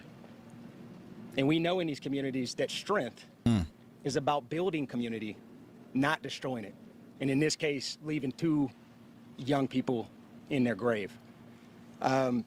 I want to thank the community that was here with our investigation team from the inception of this incident. Out on the night of the incident, we not only received investigative assistance from this community, but we also saw a community that was full of compassion and love. Video evidence depicted several people in this community pouring out of their apartments, attempting to triage wounds, attempting to transport persons to the hospital, in making several 911 calls from this community that were used throughout our investigation that led ultimately, with their assistance, to some of the apprehensions in this case.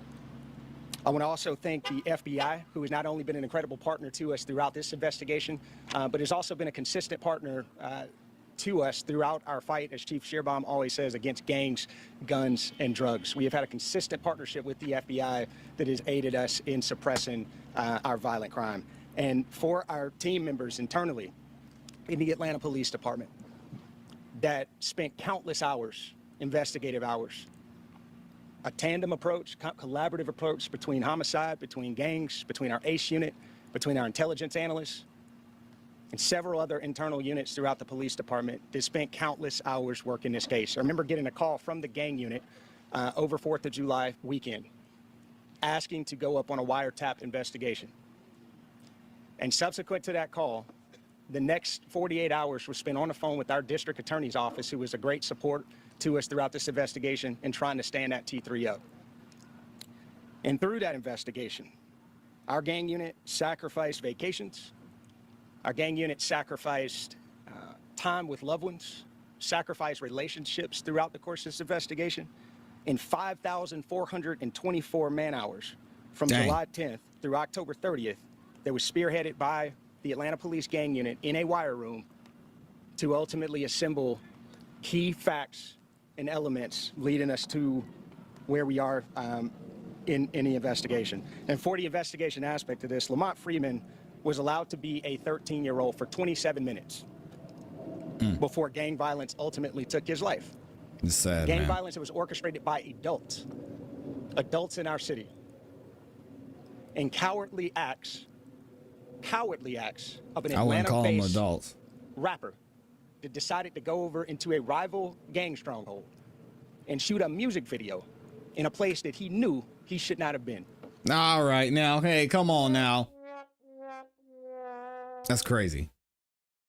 Lil Baby isn't a gangster. Lil Baby isn't in a gang. And just because he wants to shoot a music video somewhere and someone has a problem with him, he didn't pull the trigger. He's not inciting violence. I don't like this at all, but this is what they do. And this is how they build other cases. We're going to see what happens. Lil Baby, get out. And It's in the time to go. subsequent days, we saw homicides and shootings, and ultimately the deaths of 2 children as a result of his cowardly actions. And you know who you are. Dang. And see, we saw the same thing with Young Thug. And it was, I don't think it was even this as apparent when it came to Young Thug. They weren't saying, Young Thug, you know who you are. You caused this. Nope. The RICO came out, and then we see, oh, okay, this is how they're tying all this to Young Thug. They are right from the start saying, Lil Baby, you're next. We're going to get you. We see what you're doing, and you caused this. Man. Get out, man. Get out.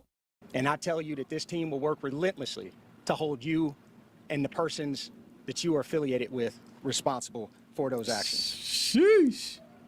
Ultimately, there are components of this investigation that led back to a prison in the state of Georgia where an illegal phone, a contraband phone, was used to orchestrate these acts. Fanny's eating this up right now. There was a hit called by a high-ranking gang member on the opposite side of that opposing rapper's gang. Gang. And I'll tell you today, He that said gang. was Goodfellas.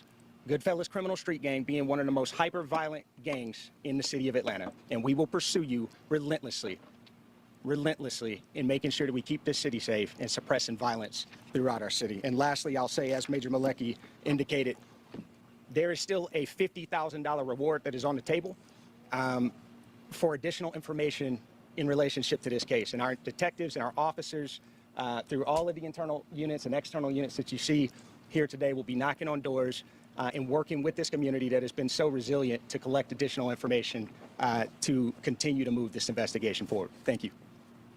All right, so that's where it goes down. There's a little bit more to this video. I'll leave the link in the descriptions if you want to watch the full press conference. I usually ask y'all, but I'm going to tell you, Lil Baby is in trouble right now. He's in trouble. And they made it very clear that they're investigating him. They're looking into him. They're connecting all the pieces. They've got the war room ready. They've got the red threads.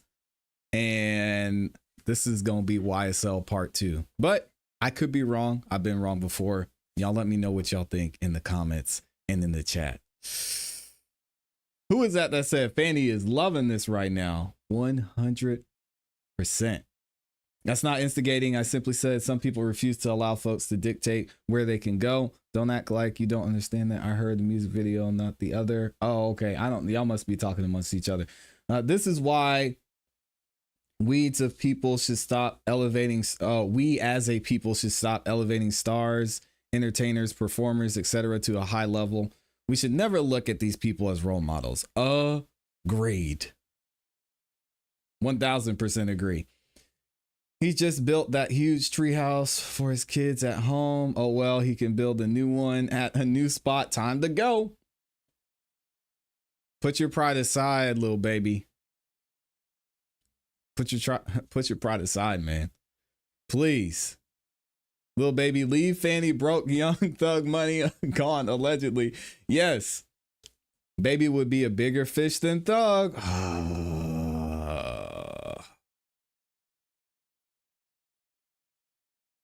Y'all can't even fix Wright Street. I don't believe you. Yeah, they're cleaning up the wrong streets.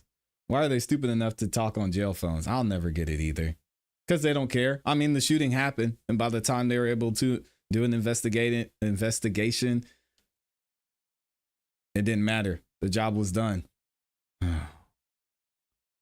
Why, Lil Baby? Why? Thank you again to Black Butterfly in the building for the 5-bomb. Says, I don't trust any Viverito wiretap. I need to hear it first. You think Viverito's behind this?